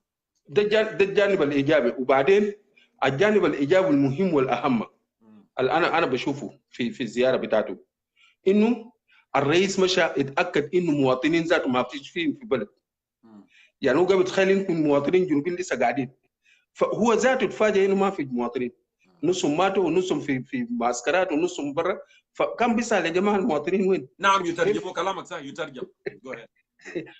فده حاجات كله مش شافه. الجانب السلبي والضعف ده، انا كنت بتمنى انه انت لما تتكلم عن سلام بتسوق معك ناس عشان تقنع الزول اللي انت ماشي له. انا كنت متمنى يعمل دعوه زي وعمل دعوه انه ناس رياض يجي يحضروا الاحتفال بتاع السلام. كان يعمل دعوه ويشوف يطلع رقبته انه ناس رياض خافوا ما جو، يقول والله يا جماعه انا دعيتهم وهم ما جو. وانا متاكد ان احنا في بار غزال الكبرى ما في زول ممكن يعمل حاجه لرياض، لانه ما في زول داير دم بتاع رياض يكون قاعد في رقبتنا في بار غزال. ما في، وذاته ما في جنوبي بيفكر في حاجه زي مهما الخلاف، ما في زول راسه قاعد يمشي في حاجه، ما حصل في المجتمع بتاعنا. ده الجانب الضعف الزياره. اما باقي الزياره مهم، وده كويس انه الرئيس ذاته يطلع عشان يشوف بنفسه. انا متاكد هو محتاج يمشي على النيل، ده بيشجعه ذاته يمشي على النيل، ويا ريت لما نمشي على النيل يسوق الاسم شنو؟ الغاده بتاعت على النيل يمشي معاهم، يعني ما يعمل نفس الزياره بتاعته ده ويجي براه يمشي على النيل لوحده. طبعا الناس اللي قاعدين يرتبوا الزياره ده المفروض يكون يستفادوا من الزياره ده، الحاجات الاخطاء اللي فوق هم المفروض يستفيدوا منه. ده نظرتي للزياره بتاعت الرئيس. نرجع لحاجه المهم جدا. نعم. احنا ناس معارضين، والمعارض انت لو قلت اي حاجه ما فيه صدق بتعكس سلبا عليك انت كمعارض. نعم. يعني البرلمان بتاع الحكومه بتاع بلالير، طبعا بلالير عينوا نميري بالمناسبه، ما كان متمرد ولا اي حاجه، كان محامي قاعد ونميري عين وعلى اساس يمشي المفاوضات، مشى المفاوضات بجانب الحكومه، وبعد ذاك نميري جاء عينوا رئيس للاقليم الجنوبي. الحكومه الوحيد في الجنوب يا استاذ جنكور حكومه كواليفايد، ده كان حكومه بتاع بلالير. جاب 21 نفر كلهم خريجين. نسيبي راجل مرتي، اقصد ابو مرتي اللي هو كليته حسن، كان امين العام بتاع حكومه بتاع بلد. كويس؟ سيب كده سباته ده ذاته ابوه كان رئيس البرلمان بتاع بلد. سباته اللي قاعد يتكلم ده. فهو التاريخ ده ما هو بالمناسبه ما فهمه كويس. الناس اللي حصل شنو؟ قبل الليل ياهو البنى جوبا. احنا الناس بتاع بحر الغزال ياهو كان ضد الحكومه بتاع ابل، وهم كانوا يترشحوا ما كان في زول فيهم بفوز ضد ابل. شفتها؟ قاموا عملوا شنو؟ هم الاغنوا لاقوا على اساس انه لاقوا يترشحوا ويقفوا معهم. ده ناس بتاع بحر الغزال الحسن. المنبر لان في ناس في مديريه في نادويل وناس سموا الارو they kick ابل علير اوت وجاب لاقوا في حاجه اي يس. ما انا قاعد اقول لك في كتاب ابل علير كتب، انا قريته قال يا سيب كده منصور خالد، خليه يرجع لكتاب منصور خالد. ابل علير كتب اوكي كلام. that book is very good. انا كان اقول للناس اقرأوا الكتاب ده go ahead. هو كتب ابل علير كتب كتاب اسمه نقض العهود والمواثيق. نعم. منصور خالد كتب كتاب وتكلم فيه عن مشكله جنوب السودان ده، كتاب اسمه النخبه السياسيه وادمان الفشل. مشروع الكلام ده بكل وضوح. الناس اللي وقفوا ما لاقوا ده الدينكا بتاعنا بتاع بحر غزال، الناس بتاع مش دينكا، كل الناس في بحر غزال وقفوا معه وجابوا الرئيس. اوكي وكده جا كون حكومه بتاعه. المشكله ظهر وين؟ وكتكون حكومه بتاعه بقى كله دينكا، لانه اغلب الناس اللي وقفوا معه دينكا من بحر غزال. الناس الكوتوري بقوا في مشكله.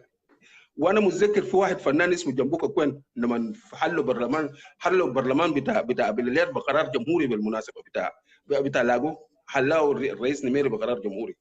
حتى في فنان كان قبل بغني بقول شنو برلمان بتاع لاغو قفلوا شكرا، وجراس بتاع جنجي قفلوا شكرا.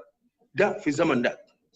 فالكلام اللي هو قاعد بيقوله ده ما عنده علاقه بالحقيقه، كله ده كلامه قاعد بيألفه في راسه بيجيبه ساكت، ده بيسيء بالمعارضين. بعدين مشكله الفدراليه يا جمهور، خلينا نكون واضحين.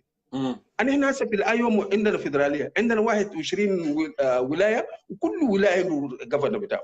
يعني حسه عندنا في ده عندنا جفرنر بتاع وعندنا جفرنر بتاع راجع وكده. لكن الفدراليه ده ما في حزب بيطرحه، يعني الفدراليه ده بيجي يطرحوا للمواطنين. لنفرض جبهه الخلاص طرحت الفدراليه والمواطنين رفضوا، قالوا نحن ما دايرين فدراليه. هل هم حيتمردوا ضد المواطنين؟ حيقولوا كيف مواطنين يقولوا ما دايرين فدراليه؟ ما ده ما مساله مربوط بالحكم. احنا ما مشكلتنا الفدراليه، يعني احنا ممكن اتمردنا ما عشان فدراليه يا جونكور. انا افتكر انتوا قاعدين تقولوا الكلام ده مليون مره هنا. خلى الناس يتمردوا عدم الحكم الرشيد، عدم تطبيق القانون، المحسوبيه. دي الحاجات اللي خلت الدوله يفشل، ما عشان قصه انه ما في فدراليه. الفدراليه ده بالمناسبه انا جيت شفته في كندا هنا. لو الفدراليه اللي في كندا طبقوه في الجنوب، يعني انا ما بعرف الجنوبيين بيعملوا كيف. يعني ده كل ولايه ذاته عنده قانون بتاعه، قانون بتاع مرور، عنده قانون بتاع عنده بوليس بتاعه، وعنده كل شيء. فده حاجه متقدم جدا. احنا كجنوبيين لسه انا ما بعرف ان احنا بنقدر نطبقوه بالشكل ده. الان داير اقوله وبسمع بعد ذاك منك اي حاجه انت داير. الان داير اقوله احنا محتاجين سلام، دولتنا محتاجه سلام. الاقليم بقى ما قادر يتحمل اي حرب. الزياره بتاعت اساسي افورجي وابو احمد لجوبا، دي رساله مش رساله لكير، رساله لافريقيا كله. ابي احمد داير يقول لافريقيا هاي انا صالحت مع اساسي افورجي بدون تدخل. يعني ما في زول صالحهم، هو ركب طيارته مشى لاساسي افورجي في اريتريا وصالح. وهم دارين يغيروا شكل افريقيا كشباب. انا بعتبرهم شباب، يعني دارين يغيروا شكل افريقيا. يبقى هم جوله كير يا كير، الحاجه الماشيه ده ما مقبول منها. احنا دارين نعمل وحده عشان ننظم افريقيا. كير غصبا عنه بعد كده حيتغير. يبقى احنا المعارضه المفروض نستفيد من التحرك ده، نساعد الرؤساء بتاع الاقليم ده في انه يجي سلام. لانه عشان نرتب جنوب السودان يا استاذ جونكور، بدون سلام ما بنقدر نرتبه. ما نحن وصلنا للقناعه ده، احنا ما قصد ناس حرب. سلفا كير من مصلحته الجنوب ده يكون فيه حرب، لانه ما في زول بيقدر يتكلم، الناس بس بجوته وحرب ماشي، هو قاعد في السلطه. وفي دايره حوله، الدايره اللي حوله ده ذاته يا جونكور ما دايرين سلام. يعني الدايره اللي حوله لانه هم عارفين السلام لو جو في ناس كتار بيسقطوا من الدوله ده. فانا بقول انه انا بترجى كل المعارضين يا جماعه خلينا نكون صادقين قدام الجنوبيين. ما نتكلم الكلام اي زول لو في زول فاهم يمشي يشيله يفهم انه نحن المعارضه ده قاعدين نكذب ساعه، قاعدين نقول كلام ساكت فارغ. احنا دايرين نكون بديل حقيقي بكلام حقيقي. الحكومه عمل حاجه بطال نقول يا اخي الحاجه ده بطال. الحكومه عمل حاجه كويس نقول يا جماعه حاجه ده الحكومه عملت كويس. عشان نكون صادقين مع نفسنا ومع المواطنين. ده الحاجه اللي انا داير اقول يا جونكور. وانا بشكرك كثير انه على البرنامج، لانه الناس المنتظرين برا كثير. واتمنى من قلبي انه الرئيس كير يتغير. احنا بقينا مشكلتنا انه الرئيس كير ذاته في ذات نفسه يتغير. لانه انت لو دار تعمل تغيير، لو دار تعمل تغيير انت بتغير نفسك اول. يعني هو لابد يغير نفسه اول عشان بعد كده التغيير بيجي. زي ما قال استاذ ميان دينجي، نتمنى انه الرئيس يتغير عشان البلد يمشي لبر امان. So أنا يعني أنت غطيت النقاط كلها، بس النقطة الوحيدة أنت ما تكلمت فيها النقطة بتاع inclusivity، إنه الآن طبعا في جواب رسلوه لتوماس شيريلو، وفي جواب ثاني رسلوه لبول مالونج، وبول مالونج أنا متأكد هيقابل يوم الاثنين مع إسماعيل وايس في نيروبي.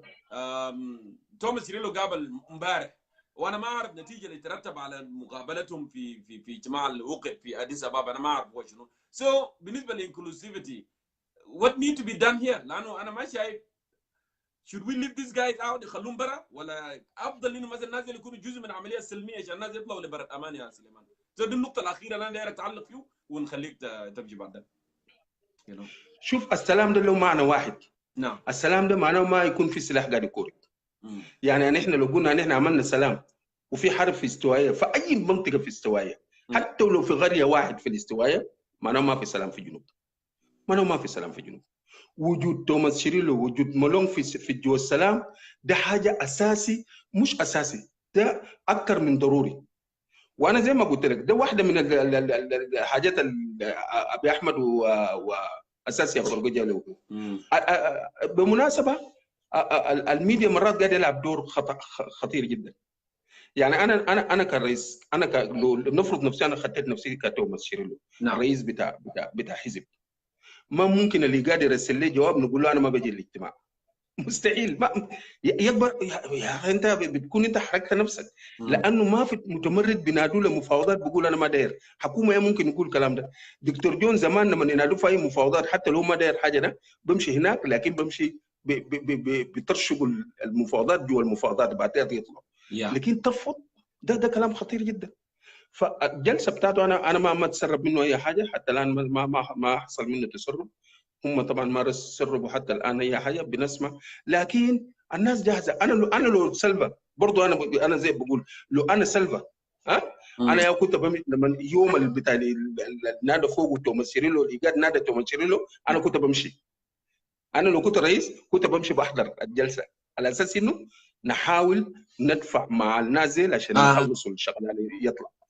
يعني يا جونكر، يعني لو انت عندك مشكله في بيتك، لو انت عندك حاسه مشكله ما وصلتك وفي ناس دارين يحلوا، انت تكون بعيد من الحل ولا انت بتكون جزء من الحل؟ طبعا لازم تكون جزء من الحل، لازم تكون حاضر. جزء من الحل. انا لو في محله كنت بمشي عشان نحاول شنو ندفع الموضوع ده عشان يطلع. مولونج ما عنده مشكله بالمناسبه. مولونج انا شايفه يعني هو من اول يوم اللي قاعد ياخذ خلاه برا. هو قال يا جماعه انا ما اقدر احارب شعب جنوب السودان، لو الجنوبيين قبلوا سلام انا جزء من السلام، لكن الايجاد ياخذ خلاه برا. فالمشكله هسه في توماس شيريلو، نحن ما بنعرف الكلام اللي هو قاعد يقوله، لكن كلام ثبات اللي قاعد يقوله ده لو جبهه خلاص مشكلته فدراليه. والله يا اخي انا بكون متاسف، لانه الفدراليه ده كلام مختلف من ده اجراء بيعملوه في دوله مستقره بعد ما ناس يستقروا، لانه المواطن يا بيجي يقبل.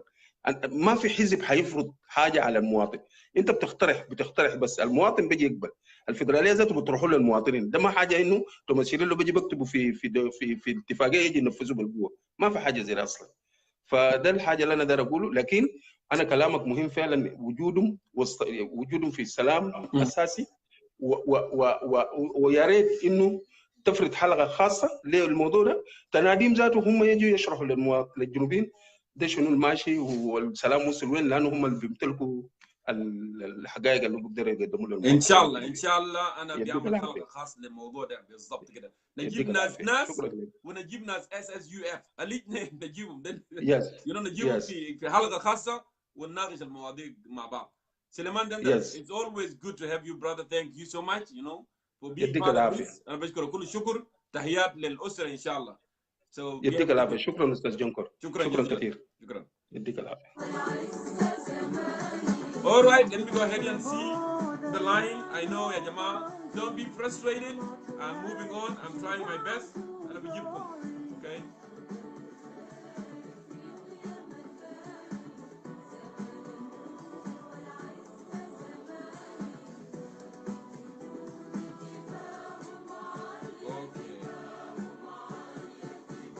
Don't go away يا جماعة, أنا بجيبك.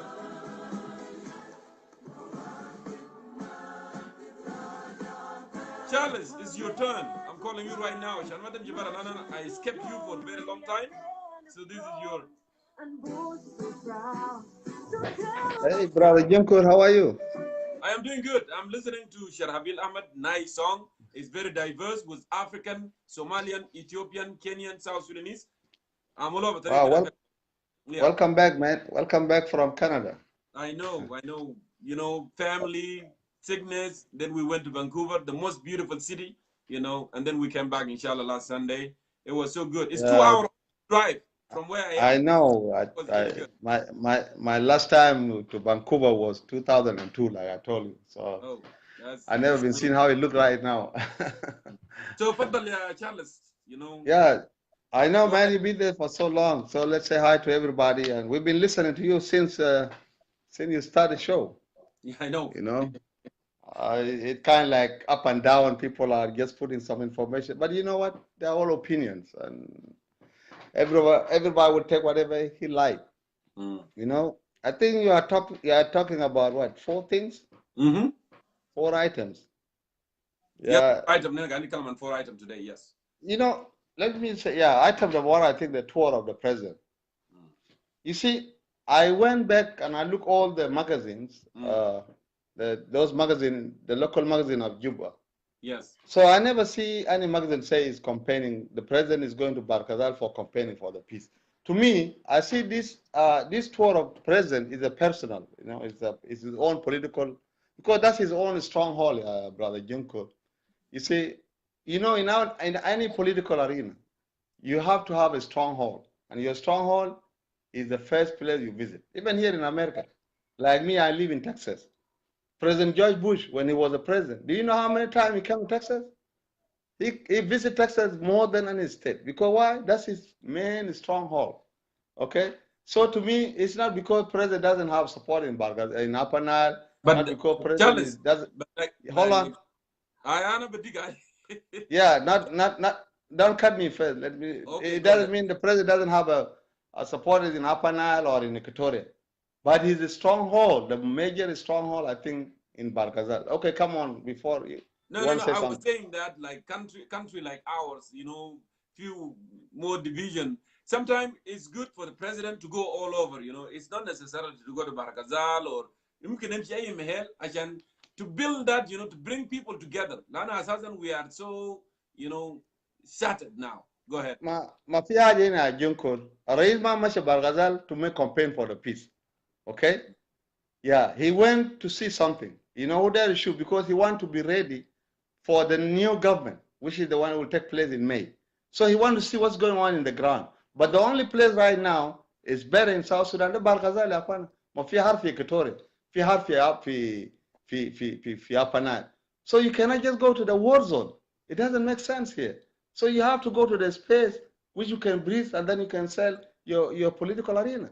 So going for President to Bhar Gazel, to me, it is not a big deal. It's not going for recruitment. You know, the man actually recruitment in Bhar Gazel. That is a stronghold. You know, that doesn't mean you can see that's where the country look like now, because there's no war in Bhar Gazel. Al Harkulu, fi Upper Nile, and the war in the part of the Equatorial. So going for the president of Bhar Gazel, but there's a time when they let's say بعد ما يعمل الحكومة الجديد في May, let's say May 12, if they form the new government, that's the time for the president and his vice president and the other opposition for the president to tour the country. Yes. Yeah, zaman and then issue Rais to move on. Now Rais is going to have agenda. It would say, look, I signed the peace and I have a new government, and we are just moving around and we want to see those the voice of forgiveness, voice of apology. There are someone without looking at going for Bhar Gazel. I don't think so. The political arena want to share other opposition that take it in a negative way. So even though I'm not a supporter of the president, but we have to give him the credit for that issue, brother Jongkor. So Mehele is going to Bhar Gazel. It gives him a lot of things to Don't you see. don't you think that Iraq is supposed to wait and then all the opposition? No. Jongkor, he never rushed. By the way, he never rushed there. Okay, this is not rush. Udema Mashi to sell the peace. So he's not going there to sell the peace. Say, hey, peace has come and so on. He is going to see something. That is the best. And they are a stronghold. You know, in your stronghold, you have to make sure there are things down there. You need to cool them down so then to see his supporters. Whether should support it, but how they stand with it. Are they still there or not? For it is not a rush. Let us wait for the new government. When he assigns the new government, that's the time we want to see all the opposition and the new government of the president to start moving out all over the country.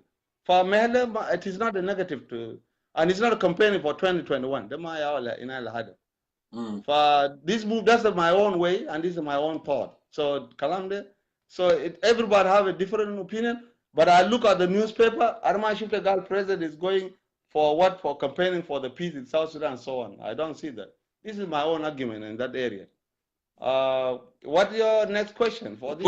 Well, the next question we were talking about, the IGAD, is IGAD planning a confinement for Thomas Cirillo? Because they sent in a very strong worded letter last week. That's one.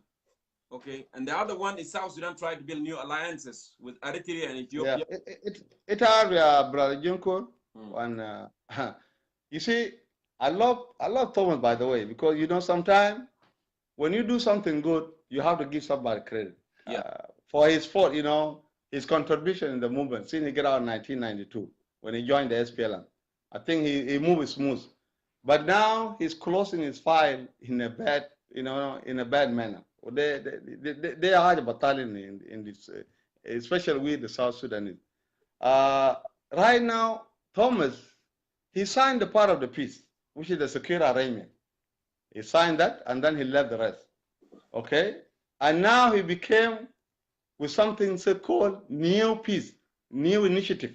And it's not talking about ritualization anymore. Zole is talking about something new. Look here. Ukalam later make it small into what? About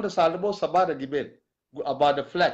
And I don't know if you hear what Sabata say about the flag. Sabata Gal, they want to create the new country. They want to create a country. They want to create a country. That means the answer of the flag. Magal, we want to create a country. No, we want South Sudan to be. No. You asked about the flag, but they say they want. And we can review it.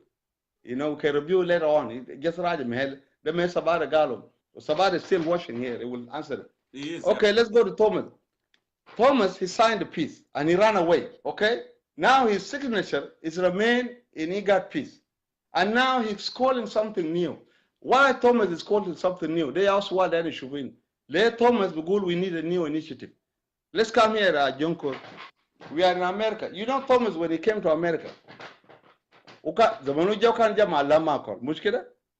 see, are you with me? Yes, I am with you. Okay.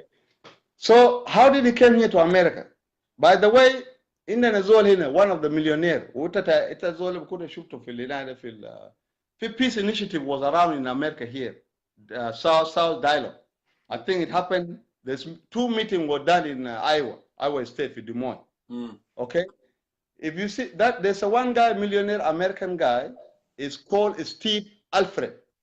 Okay, Stephen Alfred, a millionaire, who got from New York. This guy is the one who gave Thomas visa Lama to come to the United States. Look, when they come here, and a lot of people never talk about this.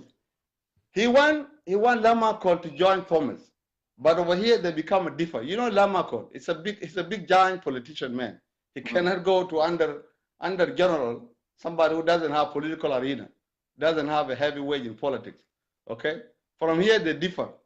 Lam doesn't agree on that. And then Lam went back and he stayed in his own until Lam signed the peace, and now Lam lives in Juba. Okay? This billionaire man, the same guy who was funding Paulina Matip, and is the same guy who brought Paulina Matip here in the treatment in 2010. For state of United States, Minnesota. So Thomas is his calculation here is very dangerous. He thought this billionaire man of America is going to help him. He's going to protect him for Kalamta peace. And that's the guy who driving Thomas, because this guy, he have agenda. The Tajir, but uranium, the Tajir, but gold. So he want these NAS forces to fight in the Equatorial area. Go ahead. A few gold so that he can go with his own tools, and then the NAS will fight, and then he will steal. And this has happened for ده حاجه حصل في DRC. انا بقول توماس here calculation بتاعه بطال. It is good for Thomas to join this peace because this peace it will save a lot of things. It will save the life of the civilian. And ما داير الحرب يكون جار في Equatoria. We cannot be happy that when we see our people are dying in Equatoria. ما داير جنوبين. You know, these are our brothers, these are our sisters. We don't want to see that. But Assassin mind agenda Assassin. Thomas doesn't have agenda. For who Assassin this threat they will not what happened to Riek Machar, they will not do to Thomas. But what IGAD will do, because IGAD, they were blamed when Riek Machar was detained in South Africa. But what IGAD will do, the way I would think, the SPLA will make too much offensive and the IGAD will be quiet. After the man was tired, after he get tired, then he's the one who will call for IGAD for the peace. And watch my word and mark it here. So IGAD will be quiet and will allow the South Sudan, because the South Sudan, they are a part of the IGAD. Mahakuma Junub, they got it for Burush, the member of the IGAD. You know? Barramin, they supported the way he's supporting all those leaders. For Thomas to refuse not to meet those guys, I don't know he met or he didn't met, but I believe so.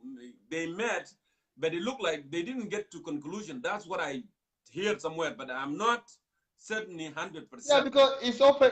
Jongkor is offered a new initiative. Udair Haja Gala Salam Tawmin Jadid. Okay, he need a new initiative. So even though whatever he signed in Khartoum is not part of it, so he need a new initiative. That means into another agenda he want to put on it. But the problem is here. Where is the size of the power he have? Madam Miskalen, size bitaw. Yan zola na miki kala masa do uling ya zolin the judge. Like Thomas, even though Oling is militia, they have zolin the judge actor with Thomas. Thomas mind haja sas. It doesn't have nothing. You know, it's just a name because he was a general in the army. They have haja lindu. Whatever he have in Equatorial, the man judge. Because look, why Mortanin level mood, woman with Shedrubu, Wajiru, Le Mortanin. And then our citizens, they keep dying. Mafi Merkel a stronghold with our Nas. Zoli Augafi at Addis Ababa. He stayed in a hotel and he's running all the wives. Yabu Kalam Agaida before enough. For Thomas, I don't know his calculation, but those of Sabadas and those people outside, they are driving in the wrong way. And I can't go with these people that they make this guy to lose the political arena. For it's up to him. Let's move on. They will be up to him if he want to be part of the peace. But it's not going to be popular at Riek Machar. What happened to Riek Machar for 2 years? I don't think so. This guy will stay in East Africa for 2 years. I don't think so. For what reason? I don't know, but he will not stay there. Because the East Africa will compel him out. Where he will go. Shamal Sudan. So if Western countries.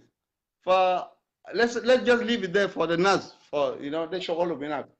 I think you talk about number 3 is what? Yeah, new alliances, in the region, and why is President Kiir desperate to ask Ethiopian Prime Minister and Eritrean President to lobby the West so they can fund South Sudanese peace process? So this is it's Arab, these people are not. I'm glad Dender Habash Shwaya, Brad Dender. Come on, another new alliance. Let's go to Eritrea. Eritrea, the NDA, the NDA was formed 1995, and then they start the front line for Sharq Sudan. The stronghold with the NDA can for Eritrea. So Eritrea was really back up the whole side of the east. The Algabo, the Melade, the Hamkwerebs, Ukurmuk, Melade, all the way close to the castle area. For these people that are not really a new alliance, but they just revitalize something. Fihaja, they want to stop the rebellion.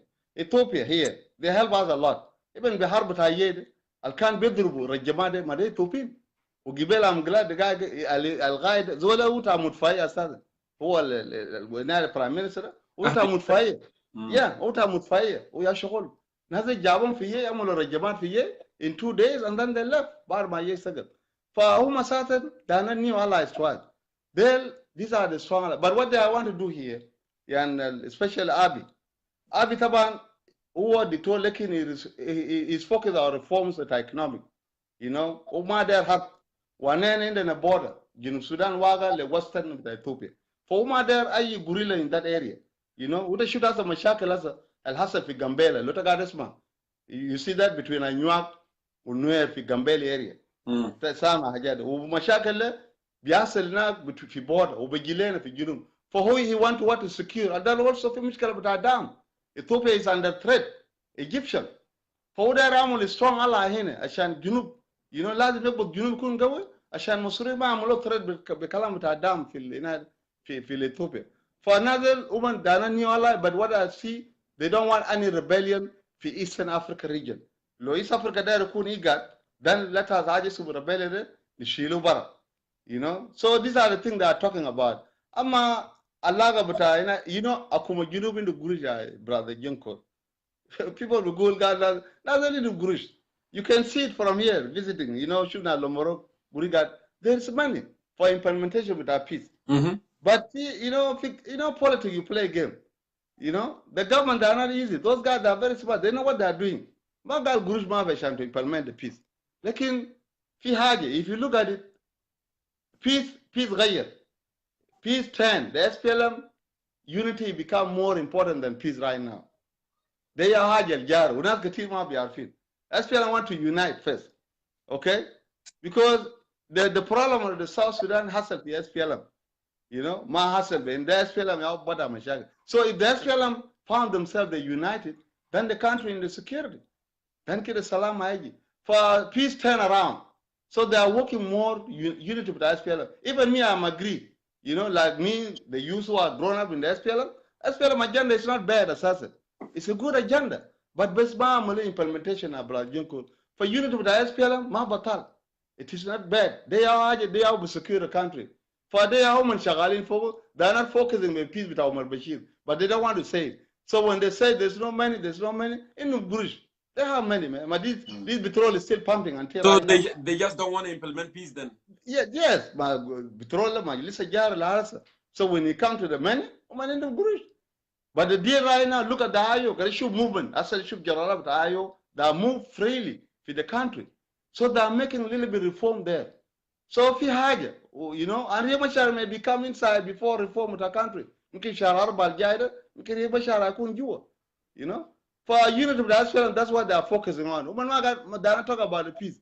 When they want to talk about the peace, they say, man, no Guru Mafi. You know? But they are going on it.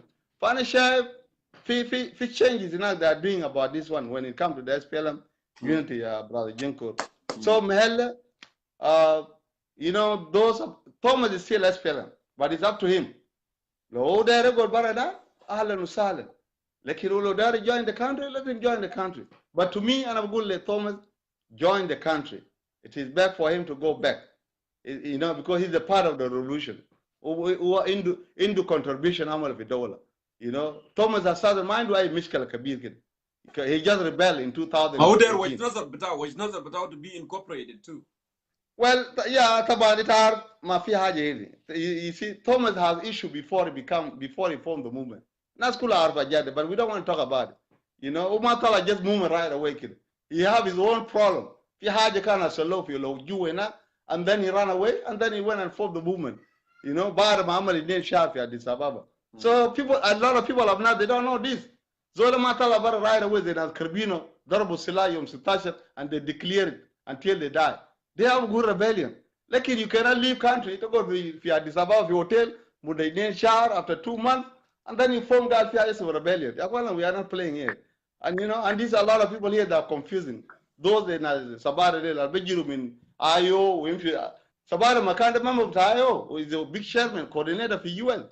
He left Gal IO is a troublist. Now he joined another troublist. And he say Gal is fighting for democracy. So anyway, let us leave those things there. Charles, yep. It was good having you on the show. Thank you so much. You know, let me go ahead and give floor to other South Sudanese as well. So I really appreciate you coming in. And yeah, I have let me add this thing. It have Jongkor. Okay, go ahead. I'm sorry. No, and this is after the top. You see, you know, it mixing things. You know, like what Abelalia was done, and I don't want you to go after him. No, it's not after him. You allow this guy to talk 40 minutes at Jongkor. You know, he talked 40 minutes and he's talking all his stories wrong. You know, Look, how Joseph Lago signed agreement. Malago can get for Loboni. Anyanya 1 was divided into 3. Okay? This I'm not about, but Anyanya 1 was 3. Awal fi Ingila Hassel bita Agri Jaden. Okay? You can share the one part. In the Gordon Matot. Okay? In the and then Joseph Lago. So Gordon Matot, Amal Ingila, you know, and then Jaden Amal Ingila, the Gordon Matot, and then Lago, Talabaro Fat Loboni, Uja Lago ka Jana Jundi, Talabara min Kulia Harbia, but he was there for Ushala Wada. Somebody call.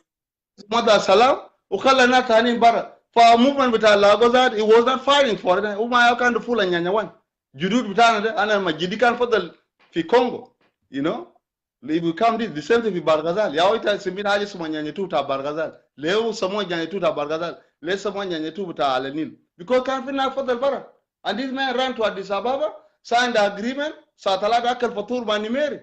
You know? So this is the reality. Maji Good Nazel, these people my love, they don't play with the people. You should understand Naz Al Binadu Jinkasa, they don't hukum al Gadim with Junub. The Ba Naz just easy. You know, they're not easy people. So if you don't know how to deal with them, Naz will not deal with them. Naz not back there, Nazil. You know? So it is good Naz move country into the reform. They are help Batan of the Mashata Junub.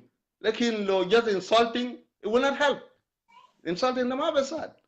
But these are the things Sabara, they have to talk the truth. Maji Kalama Kazif Sagi. So this is what I want to tell you here. Thank you anyway. Well, thank you, Charles, for coming on and airing your perspective. I know in politics we differ, but that's not problem. We agree to disagree. Kuluzon into opinion betao. Like you stated your opinion, others they stated their opinion. So thank you so much for coming on. Please stick around and keep watching the program. Shukran. God bless you. So let me go ahead and see who's next watching here, so I can bring them. You know, I know we have a long list here. Gore, Jarba, and then Gore, Agut. I have to give chance to people in Africa too. Makir, let me try to go for you, and then I'll go for Gore. Makir, I'm calling you. I hope the network will cooperate.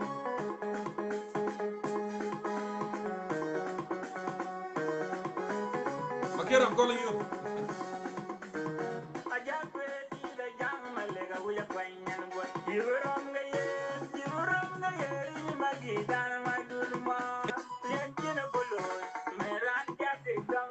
Makir إن شاء الله النتورك يشتغل كويس عشان تقدر توصل المعلومة بتاعك. تفضل. اوكي، اولا شكرا لك اخ جونكور ولكل المشاهدين. الليله التوبيك سمع جدا جدا، وانا بالمناسبه كيف للتوبيك بتاع اليوم.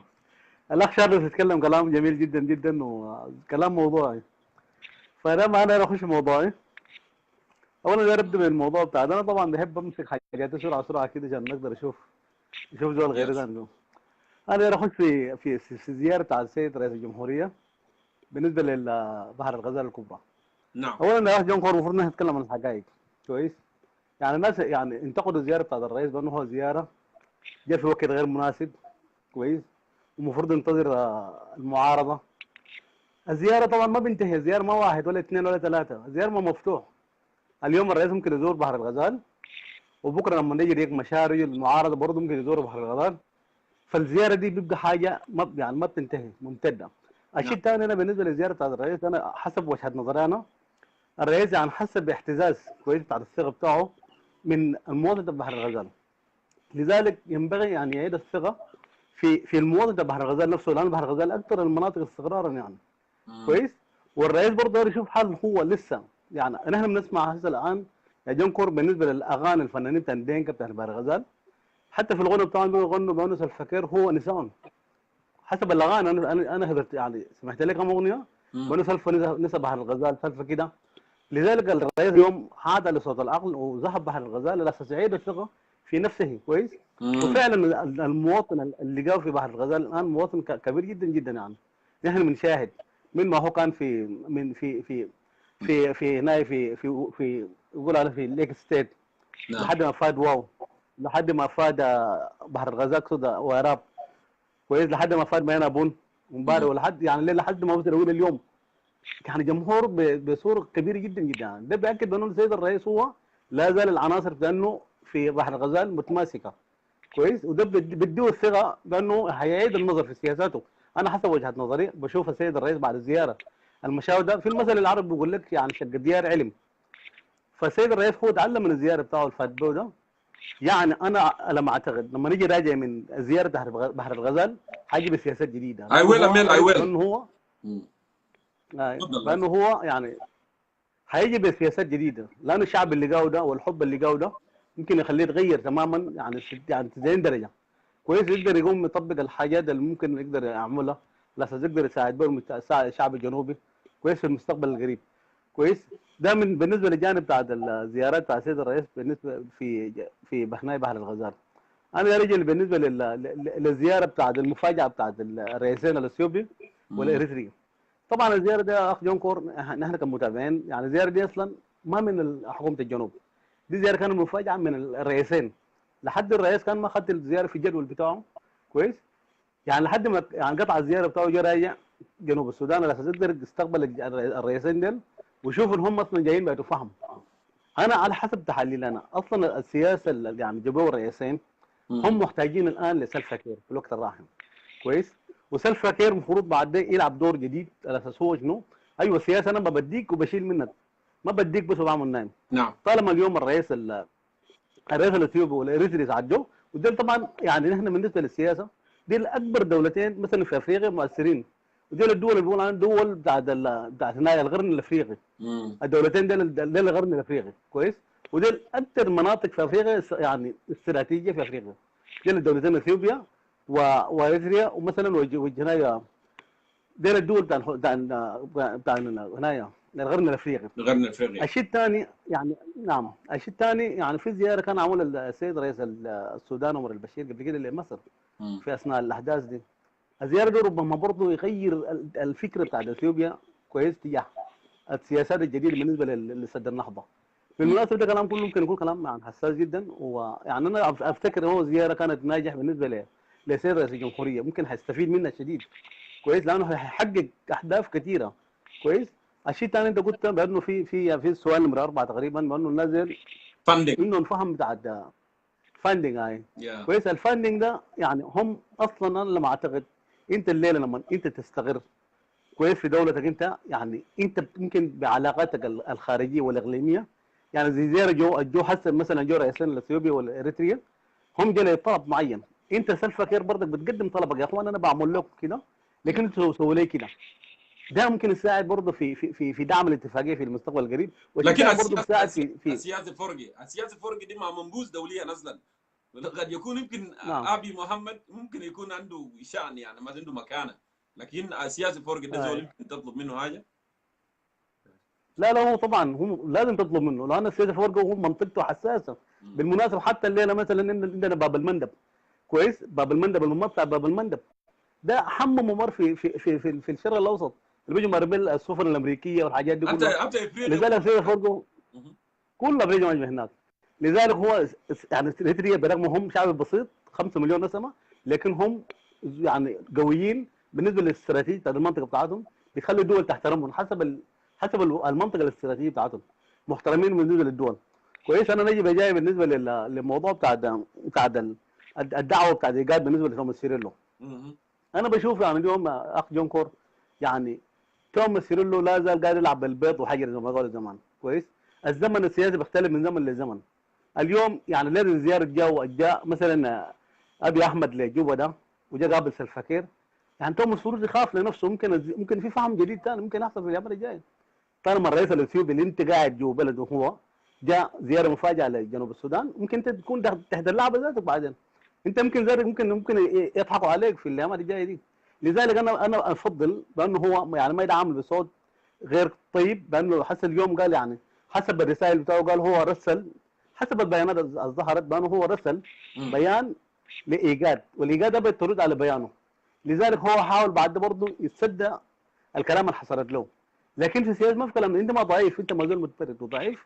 لذلك انت ممكن تتساوى مع منظمه زي منظمه ايجاد، انت كده بتضيع في زمنك وانت كده يمكن بتقصر في عمرك السياسي مثلا كويس اول العسكري.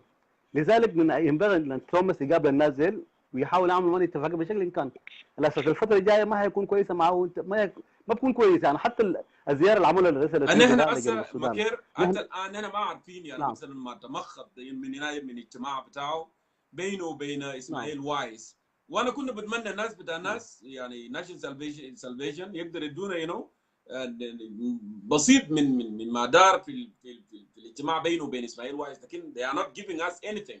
في حاجه كده متداوله في السوشيال ميديا but I don't want to اتطرق، ما اقدر اتطرق عليها لانه ما مصادرها ما معروفه، يعني مصادرها وين نعم فانا ما اعرف نعم. what's going on with that يعني. تفضل. اوكي يلا انا شيء بشوفه حسب نظرتي انا الشخصيه. يعني اليوم انت كزول مثلا عسكري وانت ما عندك قوه كده ضاربه في الاقليم، انت لازم انت بتعمل على اساس انت تتجنب الخسائر يعني في كل الاحوال. انت اليوم لو لاحظت توماس سيريلو اليوم لو هو المطالب بتاعه لو كان المطالب موضوعيه الناس بتجيف معه، لكن المطالب ما موضوعيه. كون انت مثلا الليله انت في شايل السلاح على اساس انت تفرض داير تفرض الفدراليه بالقوه. الفدراليه ما بتفرضها بالقوه كويس. الفدراليه هي نظام بتاعت فكره. تعال كون حزبك في ارض الواقع، طالب بالفدراليه، اقنع الناس بالحنق بتاعك، انت جيب الصناديق بتاع الاختراع، الناس تصوت الفدراليه دي الفدراليه كده. لكن الفدراليه ممكن انك تفرضها على الشعب الجنوبي كله بالقوه كويس. يبقى انت ليه يعني ليه لزمن طويل انت ما حد حقق حاجه كويس، بينما انت حتجر الاقليم بتاعك انت في الحرب. اليوم المفروض توماس سيريلو يتعظ يعني باقليم على النيل. على النيل اكثر المناطق متضرره بالحروبات على النيل.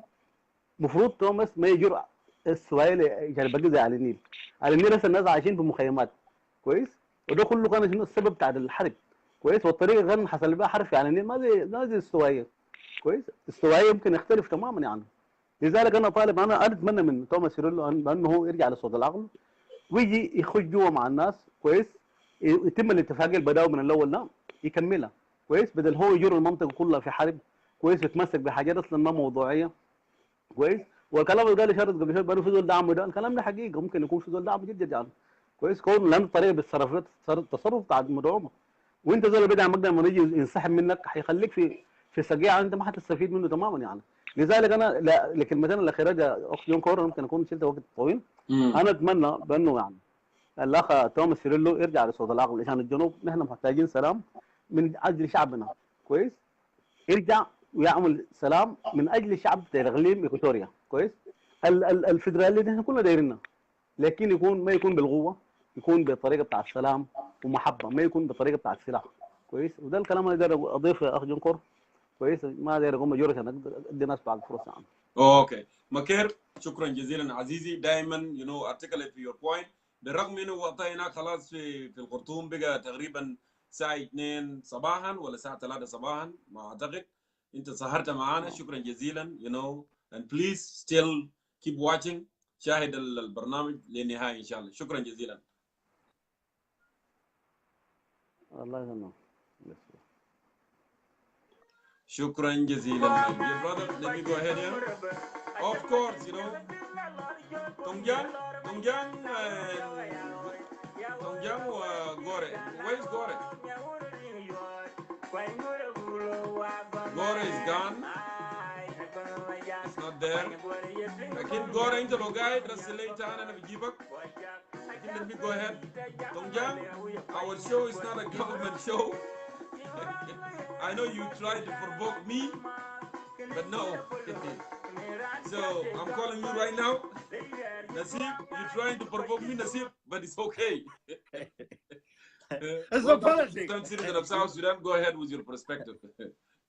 Yeah, here I want to greet your audience, and also I want to say to my cousin how I hope she's okay. Yeah, she's doing fine. She's doing good. Yeah. Okay. Yeah. Here, let we analyze this.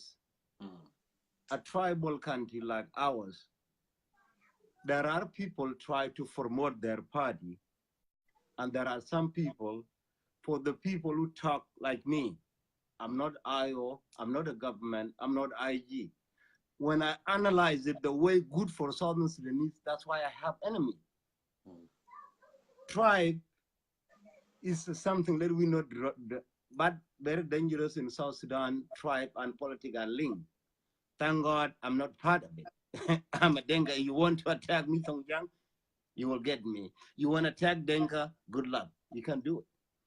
Here, let we analyze here. Tour of President Kiir into Bhar Gazel, totally very negative. Yes. In my personal opinion, it's negative.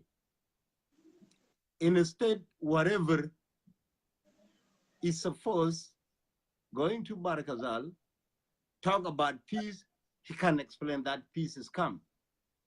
But here, there is a confusion here. IG and IO are confused. What was signed in Khartoum, you cannot sell it because you're not going to get no fund from international community. And Bashir is in oxygen, in breathing, in a coma. How this peace going to be implemented? Kiir supposed to talk about reunification. What called peace now in South Sudan is the reunification of SPLM going back. This is a fact. President Kiir should not lie. Riek Machar should not lie. Riek Machar should tell his IO and Kiir tell his supporters. They are lying. Reunification of SPLA. Everybody. You don't need to sign with Malong. You don't need to sign with Cirillo. You don't need to sign with anything. Anybody refuse reunification, say out, pursue what you think. But reunification, if Riek and Kiir, they get together, and no dictatorship and share power will be very difficult for someone like Malong Awan. It's very easy. Malong will comply like Hossein Abdel-Pagi. This is a fact. People tell the truth here. Because Khartoum now is in its own problem. It cannot support anybody. It cannot operate. Uganda cannot support any rebel. DR Congo can. Kenya, Uganda, Eritrea. This kind of thing is difficult for any armed struggle to continue holding up and wage war. Thank IO, they have a really military might.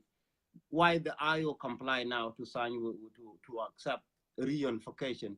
Because Khartoum base is coming to an end. And Western countries, they say that, okay, a reunification, we will fund it based on 10 states. Kiir go to Bhar Gazel in those villages and call them states. He never tell to people. It's lying. Tour in Bhar Gazel is all, tour of Kiir is negative. There is no benefit in it. And also, like, going to Bhar Gazel, it talk about Mandari and Terkeka and Atwod Nevis. Tribe, they never attack one another. You see, it's confusion. He went there, Agarapakam and Atwod and everybody are grieving out. There's no benefit. Agwag and Puk are fighting. He never talk about it. It's confusion. He went there and beat a grave of those fell heroes who are died and do not beat some of grave. It's all negative. Like in my own home. He went there and he said, oh, the state capital was stolen. 32 states who named the state and who named the capital. You see, it's all problem. It's confusion. He went to which area, visit grave of Justin Yaj. He never visit grave of Martin Manila Yul in Torit. He passed in Urag, in the Kubri of Gogrial, in the grave of Carbino. He never stopped. It's all division here. Why do you think he's doing that? Why? It's a provocative. No, there's a question. I don't dehumanize the who dead and who died. But those people dead anyway, you cannot divide them. There will be dead one and there is a bad dead one. Like you go with Bona Malwan. They are already dead. Yeah. You go, look, there is a saying in Arabic. I don't know if you know it. What? This is the dead. You cannot hit the dead one because they are already dead. Yeah. So he's still a problem with them and they are dead. Yeah. You come from Gorial and you pass by Kubri in Urab and in a grave of Carbino and you never even stop there. And then you can go. If you go Besisilas Korea, you should go to grave of Martin Manila Yul in Torit before you go to because you're gonna go visit grave, your president of death. You should go to Torit first in Juba and this grave of Martin Manila is wrong. This grave of Justin, and then lastly, this grave of brother of Bonamalwal, the last soldiers of Twek. He never this grave of a Kung Deng Chom, Tito Tong Ajag, Deng Ajuang, Bola Yualnam, and grave of them or whoever. You see, it's all problem. And he left from that in a grave of in those areas. He go to his hometown, and now he's gonna go to a will. The first commander was killed in SPLA, entire SPLA before Nyachigang Nyashiluk. Was Usada Lunga Kenya look. Can he stop in one joke in the grave of a Lunga look? And then look at Bol and George Kwai. How many graves are gonna be visited? And Manyong Bol. Yeah. My uncle. Yeah. Yeah. This is confusion. What I make of this in this visit in Barakazal, this is what I've been told, been leaked. And when I say thing, everybody want to have diarrhea completely. This is afraid for Juba. No, we're not gonna have diarrhea. Yeah, he's afraid. He's afraid. Juba, there is a lot of secret leaking. So Barakazal is easy for him to go out and talk with Riek Machar and negotiate and make their own deal. This is what they're doing. Majanga God is going to be in Asmara soon to meet with Dr. Riek Machar because Kiir is afraid. And what is discussing in Barakazal with Riek Machar to avoid mediate in Juba is this government will be sacked, entire government. Corruption of the road is not only Barakazal have a bad road. Upper Nile, they don't have no salad. Everywhere in southern Sudan, road is not good. Yes. Who was after 2013, if you were a minister of road in 2013 after the war, Barakazal, there is no war. If the road were working, there is no IO destroy the road. There is a minister of road since 2013 until today. It's 6 years. All his car break down. Thank God, nobody dead. And his car, I hope all his car are break down. Because you cannot run with those kind of car. And the cars break down in this dry season. That indication failure. And even when people try to make propaganda, Twitch said, hey, Nyandeng Garang. Nyandeng Garang left 2013. There is our minister of road and bridges up to now. And they get paid. Where is the money gone? Kiir don't want to talk. They have so many ministers of bridges and roads. Because Makana, because the Kiir one that is, national legislative because Kiir is the one who fired you, bad minister of road, and hired the thief one and funded them. But those are all from his related to him. That's why he never say anything. He never mentioned his name. I want to see, and this also, Kiir always is going to define himself as a tribal. Because visiting Barakazal, when it's done, he's going to come to Juba. He will come back with his car and visit this with 4,000 soldiers, convoys of almost 500 cars. He can go to Al-Nil. He's not afraid to be killed. He can go 500. How many times you going to shoot? His soldiers, he can move from Juba. He can go into Bor. Nobody, there is no gorilla now can attack him. He can go to Bor and drive with no bullet until Dukpadiet, go to Ayod, he go to Wad, all his soldiers are there, go to Malakal, there will be no attack. He cannot go to Shulu Kingdom because there is no road to go there. There's no Kubri from Malakal to go there. But Nasser and Pagal can go with the 500 car, military convoy, and his car in between and move with Sanduk militarily. There's no threat here. And it's a dry season. His tank can go anywhere. There is no threat. But can Kiir have that heart? Can he have intention to visit? It's not. Reunification, this is a piece I know, but he's afraid. He don't want to sell it. If he said it in Barkazal, or he said it in anywhere, that a reunification of SPLM. Himself, you know, but he lie, he don't want to say it. Riek Machar agree, they lie, they don't want to say it. Riek Machar, his wife is in Juba, Kiri in Juba, Nyandeng Garang, and they're not talking about it. But they are lying. Reunification of SPLM, that's what peace in Khartoum is dead. Because it's not going to be fun. South Sudan need financial from anybody. No. The oil is flowing now. IO is not attacking oil. Kiir is not fighting with IO. South Sudan need have money. You don't need no money here. Second agenda is item 2 is what? Thomas Cirillo. We talk about what are they? I don't want to talk about him here. reunification of SPLM, SPLA. Cirillo was a major when he came from Sudan. He became general within SPLA. He don't want to reunification of SPLA, Lamakor, Yak Machar with youth forces. I don't think Thomas Cirillo, if you talk about it, Thomas Cirillo, there are people that get mad. I don't want is Thomas Cirillo, if he's a Denka, I will criticize him. If it was a Nuer, I will criticize him. I would leave it there because there are people don't like it. I don't, him right now, Dr. Abiy, this is a scenario, and this is what I heard. Eritrea. So you don't want to talk about so much Cirillo because you're worried about the people are going to say, why are you talking about? Oh no, I'm going to talk in a different way in the context of Ethiopian President okay. Asmara. Okay, go ahead. President of Isaiah Aforgie of Eritrea and Dr. Abiy.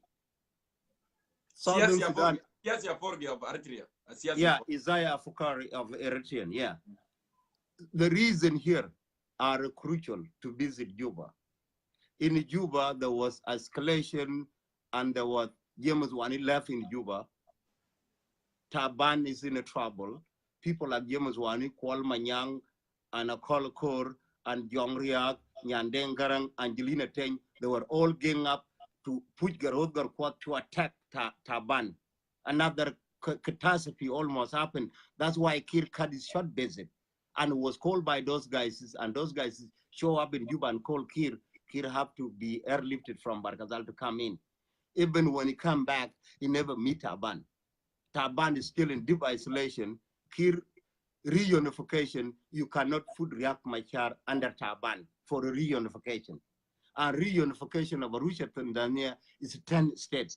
No 3 region, no 21 region, is 10 states. And that's what they will be getting fund from international community. And will be no war.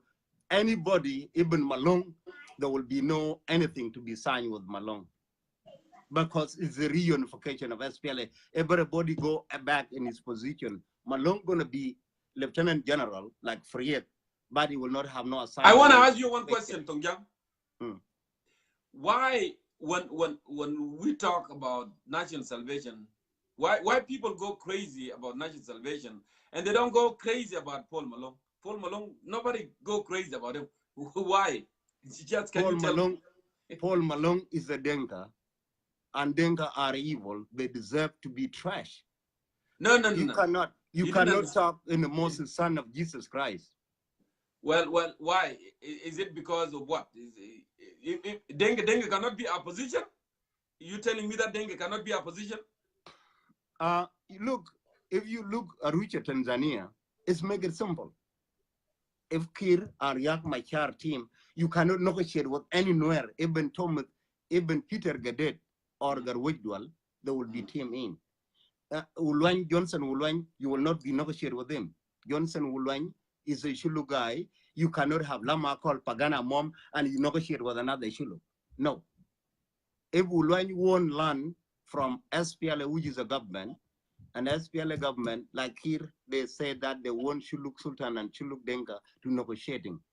They will be fighting Wulwany, and that's why Wulwany is left out. And Riek Machar now is abandoned Wulwany now. You can see this is a fact. In Wulwany, I will talk about it. Paul Malong, I will talk about it. But for Cirillo, I will not talk about it. Wani and Cirillo, they know how they're going to solve the problem. Well, Tongjang, thank you so much. It's good always to have you. Yeah, let me explain for Isaiah Aforgie, because you talk about assistance, like the financial assistance. Isaiah Aforgie, reunification of SPLM, SPLA, this is here. Because they knew they don't want Bashir government of Khartoum to be in trouble. And that's what Bashir now, he got in problem for coming to Juba in red carpet every day. Isaiah Aforgie is in isolation. And your Museveni is under pressure with the Kenya, and Uhuru Kenyatta is under pressure. Why is allowed is port of Mombasa to be used by Kiir, smuggling weapon into Uganda and everything. That's a new market. A new market right now, new way to bring weapon into Juba Isaiah Fokari is being isolated, and he have fought in Asmara. And Isaiah Fokari, he have a connection with the Dr. Abiy. They have a border. So from there, if you kill, you got your weapon, international water, your tank and ship can dock in Asmara, and then you bring them into Upper Nile. Riek Machar come from Upper Nile, there will be no war. This is another way to bring a weapon in from Asmara, from China. You don't need to go to Fort Sudan. And possibility, if relationship turns sour and you bring a G10 or Kir now reunification of SPLA will be funded by West dollar, mean Kir gonna have relationship with West. That's where people like G10 who have connection with America, like Majanga got, you can use them to negotiate you with the West. Pipeline from Upper Nile can go through Ethiopia to Djibouti. Can Thomas Cirillo continue saying Addis Ababa? No. Who can push him to accept the fees that you're Abiy? If Cirillo don't want it, get out in my country in Addis Ababa, and then you go somewhere. That's only what I can say. That's only what I can say. And I knew it in the militarily. People who are not soldiers, they will not understand unless they're relying on someone graduate in Kulia Arabia. They're new Moses. Thank you. Thank you so much, Tongjang, for coming on and airing your perspective. It was good having you.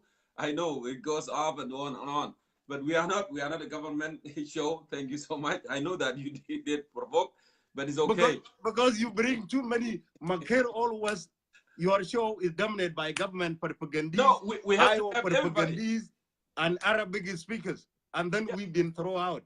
You know, we have to have all South Sudanese, no matter what. You know, we have to have but, all. But the government are too many. Iowa are too many. Whereas are innocent people who are not government. Anyway, thank you. Thank you for airing your perspective. It was good. Okay, hang on there, please. All right, let me go ahead. That was Tongjang.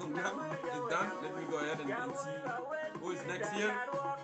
I don't know where is Gore. Gore is gone. Oh yeah, Gore is back. So let me go ahead and call Gore, and then after that, Jamana Egypt. Don't worry. Gore is back. So Gore, I'm calling you right now.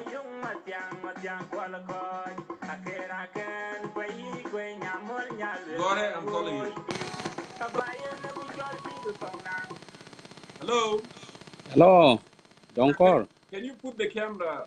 Can you go up a little bit so we can, see? You want to see me? Huh? Yeah, that's good. Good to see okay. you. How are yeah. you? I'm good, man. And you? I'm doing good. I'm sorry, man. It took a long time, but No, it's okay. It's okay. People. Yeah.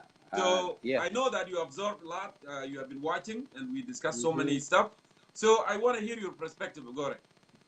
Yeah. First of all, I wanted to thank you and your viewers, and then I just wanted to ask how far is, because I saw in the social media that you wrote there was something in the family. Somebody was sick. So I don't know how is he. Oh yeah. Actually, my wife was sick, and sorry. That's why last week I didn't do a show. After she got out of the hospital, I took a quick vacation. We went to Canada, we went to Vancouver, and then we came back after the weekend. So thank you for asking that. Thank you so much. Okay, thank you. Yeah. I've been watching and listening very careful to a lot of the speakers, and I'm not gonna I'm not gonna take a lot of time. I just wanted to say this. You asked Sabata, a very very good question. I will send you Emmanuel.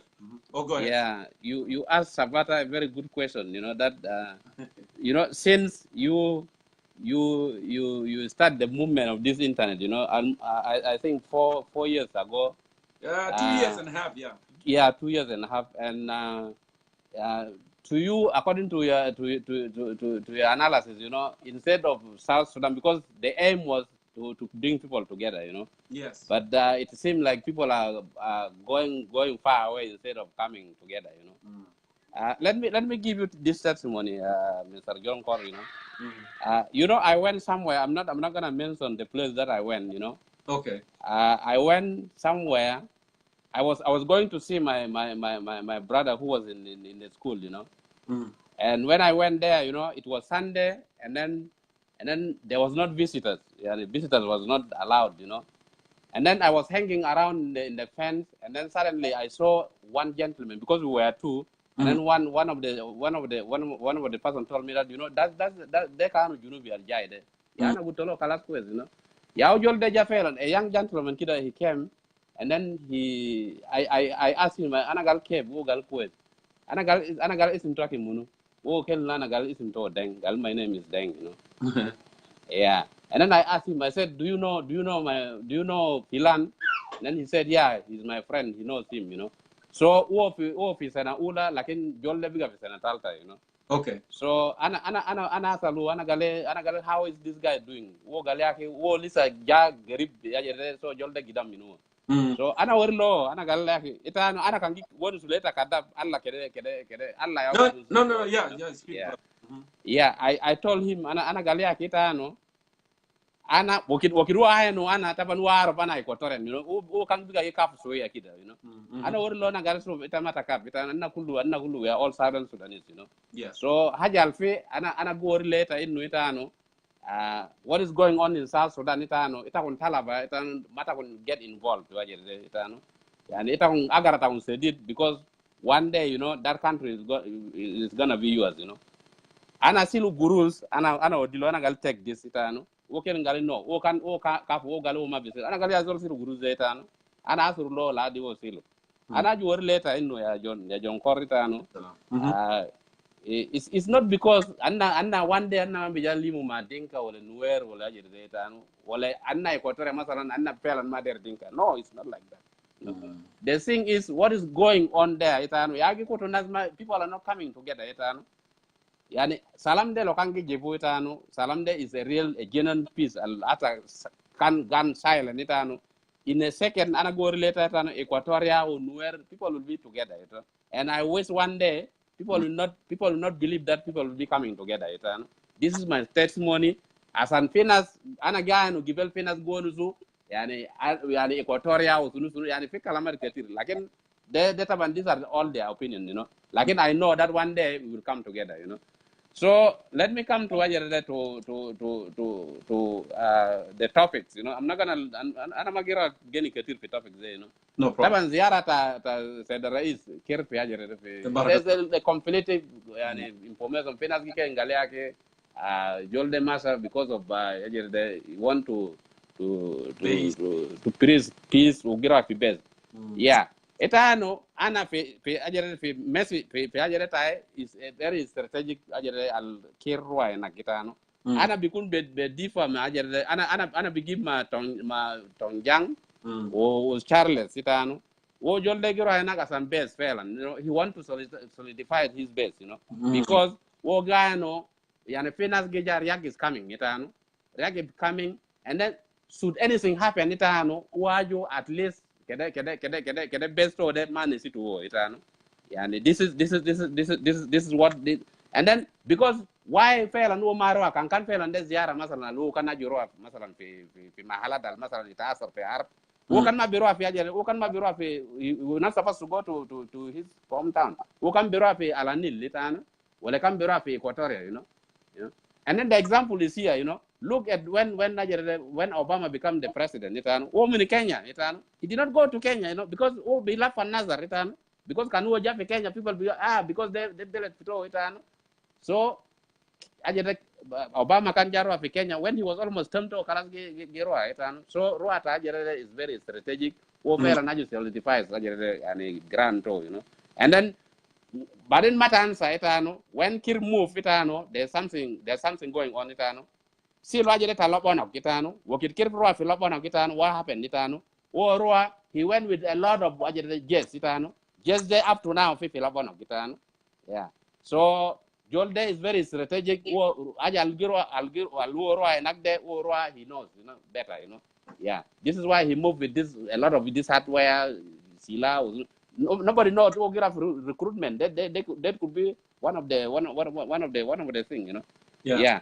So that is that, you know. The other thing is Ajereta Thomas, you know, and some people doesn't want to talk about it, you know. Like in Taban, yani hal Ajereta Thomas, Ajereta. What was the question was Ajereta? No. Ta Thomas IGAD. Yeah. IGAD meeting with the Thomas and what they Exactly, are. Yeah. I heard they're gonna combine. Exactly, yeah. Thank you.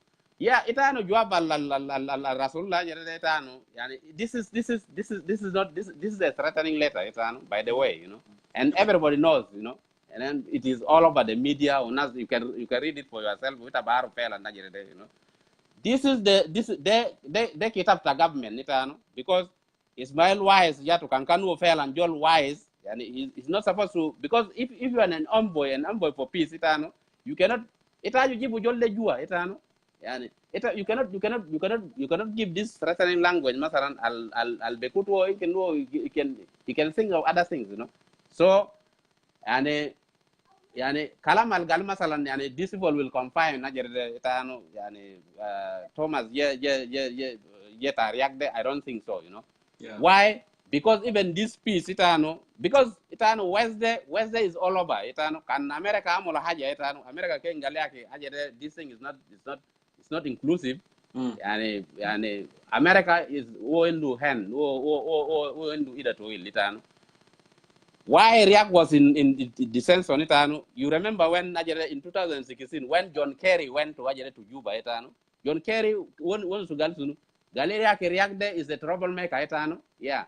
So from that one Balsuya Tabandeng ya Tabandeng ya and then my cop kanana galeta America can Tabandeng rua fi New York rua or dia speech manato kalas I order we have in trouble yeah. So it happened like that, So I don't believe that and Thomas is gonna be put in confinement. This is a speculation. It's not exactly, necessarily true. But sometimes in the news, in the media, we have to speculate what's coming and what's going to happen. It's not necessarily to be true, but it's a good thing. And I direct finish. Then we are running out of time. Actually, exactly.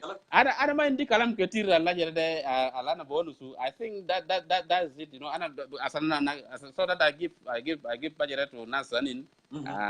Besana jo Alec le Charles I don't know it is very dangerous Jolgijibo Hajat bidun I evident that there's a millionaire that's funding Thomas yani yeah sometimes not bigger people are mature that's why can don't go to you give evidence that's why it came galake pay Hajat and Naskan yani gero akida lakini you do not confirm what is going on so yani kedan nama ma jam fi hajat tanim fi jolgi saado wajerde sa kan bigun ki saado lakin kanta if you are not sure ajerde is not good let us not jam to hajat dal nama in the ajerde. Thank you. And then kalam ta reunification ajerde let me I don't know why people are after this reunification because the same thing the same nas al jato ajerde al destroy South Sudan is the same nas al gija fi ajerde so I don't know why people are just interested in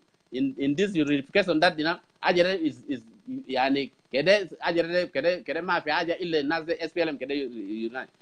React, I'm telling you, I'm not ajere I'm not sure. React maybe will be coming with his own ajere with his own party React is not coming to join ajere I'm telling you if it happen and then this is a different thing. So this is what I can say. Thank you, John Jongkor, for giving me the chance. Yeah, thank you. I really appreciate you, Gore, for coming in and speaking. It was good. Thank you for doing that. That gentleman, assurance, we are one people. One day we are going to come together, despite the differences that we have today. Actually, we will see the light at the end of the tunnel. If South Sudanese have the same spirit, I'm not your enemy, I'm your brother. I think we will get there. Yeah, thank you very much, John. So shukran jazilan, my dear brother. Okay, you have a wonderful day. Okay, you too. Okay, let me go ahead and see who is next. And I know we are running out of time. I hope if you are there, Amel, you can send in your request because women actually did not participate in. Mafi Nuswan Dasalo in idea Charles. Abdullah Garang, I'm not Ansar Sunnah. I know that people didn't Nuswan, they didn't want to send in their request. But I'm asking Amel if she's there. I hope she can send in her request. At least she can conclude because it seemed like they are not sending in their request at all. You know, they are not sending in their request. So, Amel, go ahead and send a request so I can bring you in, or Sister Atong, you can do that, or Rosaline, you can do that. Whoever you know is able to send a request, I can bring you guys in. I don't know if that's possible, you know. So we can move on, please. We can move on. But at the end of the day, we have a very good discussion today. Despite that, it was really, you know, a little bit spicy today. But it's good to speak from the heart. And that's the way it is. That's the way it should be. Shifter. So maybe Amel left. Maybe she went home to do other stuff, you know. But not problem. I can continue, you know, with the guys and do this. Let me see, Agwak. I think I have to try you also, Agwak, and see if it's gonna work. If it's work for you, and then I'll bring you in. أنا خايف ساعات يكون أنت مشيت لكن أنت لو موجود بكون كويس. All right, Agwak, I'm calling you right now. Go ahead and answer that. Go ahead and answer that. All right, you decline. Oh, let me go to this gentleman here. Okay, GOP, a joke bill, my critics. I'm gonna go ahead and call you. Oh, well, your camera, I don't know if your camera is on, joke bill. Let me try one more time. Okay, it's adding now, GOP. And is it GOP or is it GOP? I don't know. But you will tell us when you come here. So I'm calling you right now. Is it GOP? A joke bill? Hello. Hello. Can you go ahead and put the, oh yeah, we hear you clear now. So thank you. And I think very brief in 2 minutes because we run out of time. But I think Okay. I can bring you in really good, really quick in 2 minutes. Go ahead. Yeah, I don't think I have much to say, but thank you anyway for inviting me. And أنا بتكلم بسيط بس بالنسبة لهناي طبعا بشكر الأودينس بتاعك القاعدين وبرنامج بتاعك طبعا أنت قاعد تسأل عن اسمنا الموضوع بتاع زيارة سلفا كير لبحر غزال right؟ اوكي في مشكلة فوق لأن طبعا أنا ما تابعت البرنامج بس أنا شفتك قاعد كنت بتسأل Yeah. ناس تانيين لكن Well, if that's the case, my brother, you know, JOP, maybe you can send your extended greeting to our people because we run out of time actually. It's going to require more time. So maybe next time I can bring you maybe next time we run out of time. There is no way we can go back. Thank you so much, you know, for appearing on the camera in a way. And I apologize one more time. We run out of time already. You know. Okay, no problem. Next time, you know, we bring you in, and then we can, you know, continue to do this. But what I want to tell my people, you know, the viewers of Concerned Citizens of South Sudan here, we started this progressive movement, you know, 2.5 years ago, and the aim is to unite South Sudanese because we are yearning for peace, we are yearning for justice and liberty and prosperity. And yet, sometimes, you know, we have been pulled behind and pulled back, and we don't want to allow such a thing to happen. Our country there and future of the country there is ours, in our generation, it's our children, for our children as well. So let us continue, you know, to continue with the spirit, you know, of togetherness and the spirit, you know, researching, you know, for solution and lasting peace. And at the end of the day, we are all belong together and we are all South Sudanese. And I really, really appreciate all of you for coming on and participating today. It was really wonderful day to have you all on this. And please, please, progressive movement has to continue. We don't want to divide ourselves on regional line or ethnic line, on tribal line, on clan line. Lana, at the end of the day, it's not going to benefit us. It's not going to take us anywhere. You know, our, you know, strengths in our diversity, in our unity. So thank you so much, you know, for participating, for being part of Concerned Citizen of South Sudan. And I want to remind you to visit our website at www.ccss/unite.com. And actually, you will learn a lot of stuff there on our website. You know, you can watch the video that you did not watch. You can see the program and more and more. And if you want to pledge as well, you may do so. So thank you so much for being part of this, and good night from Washington.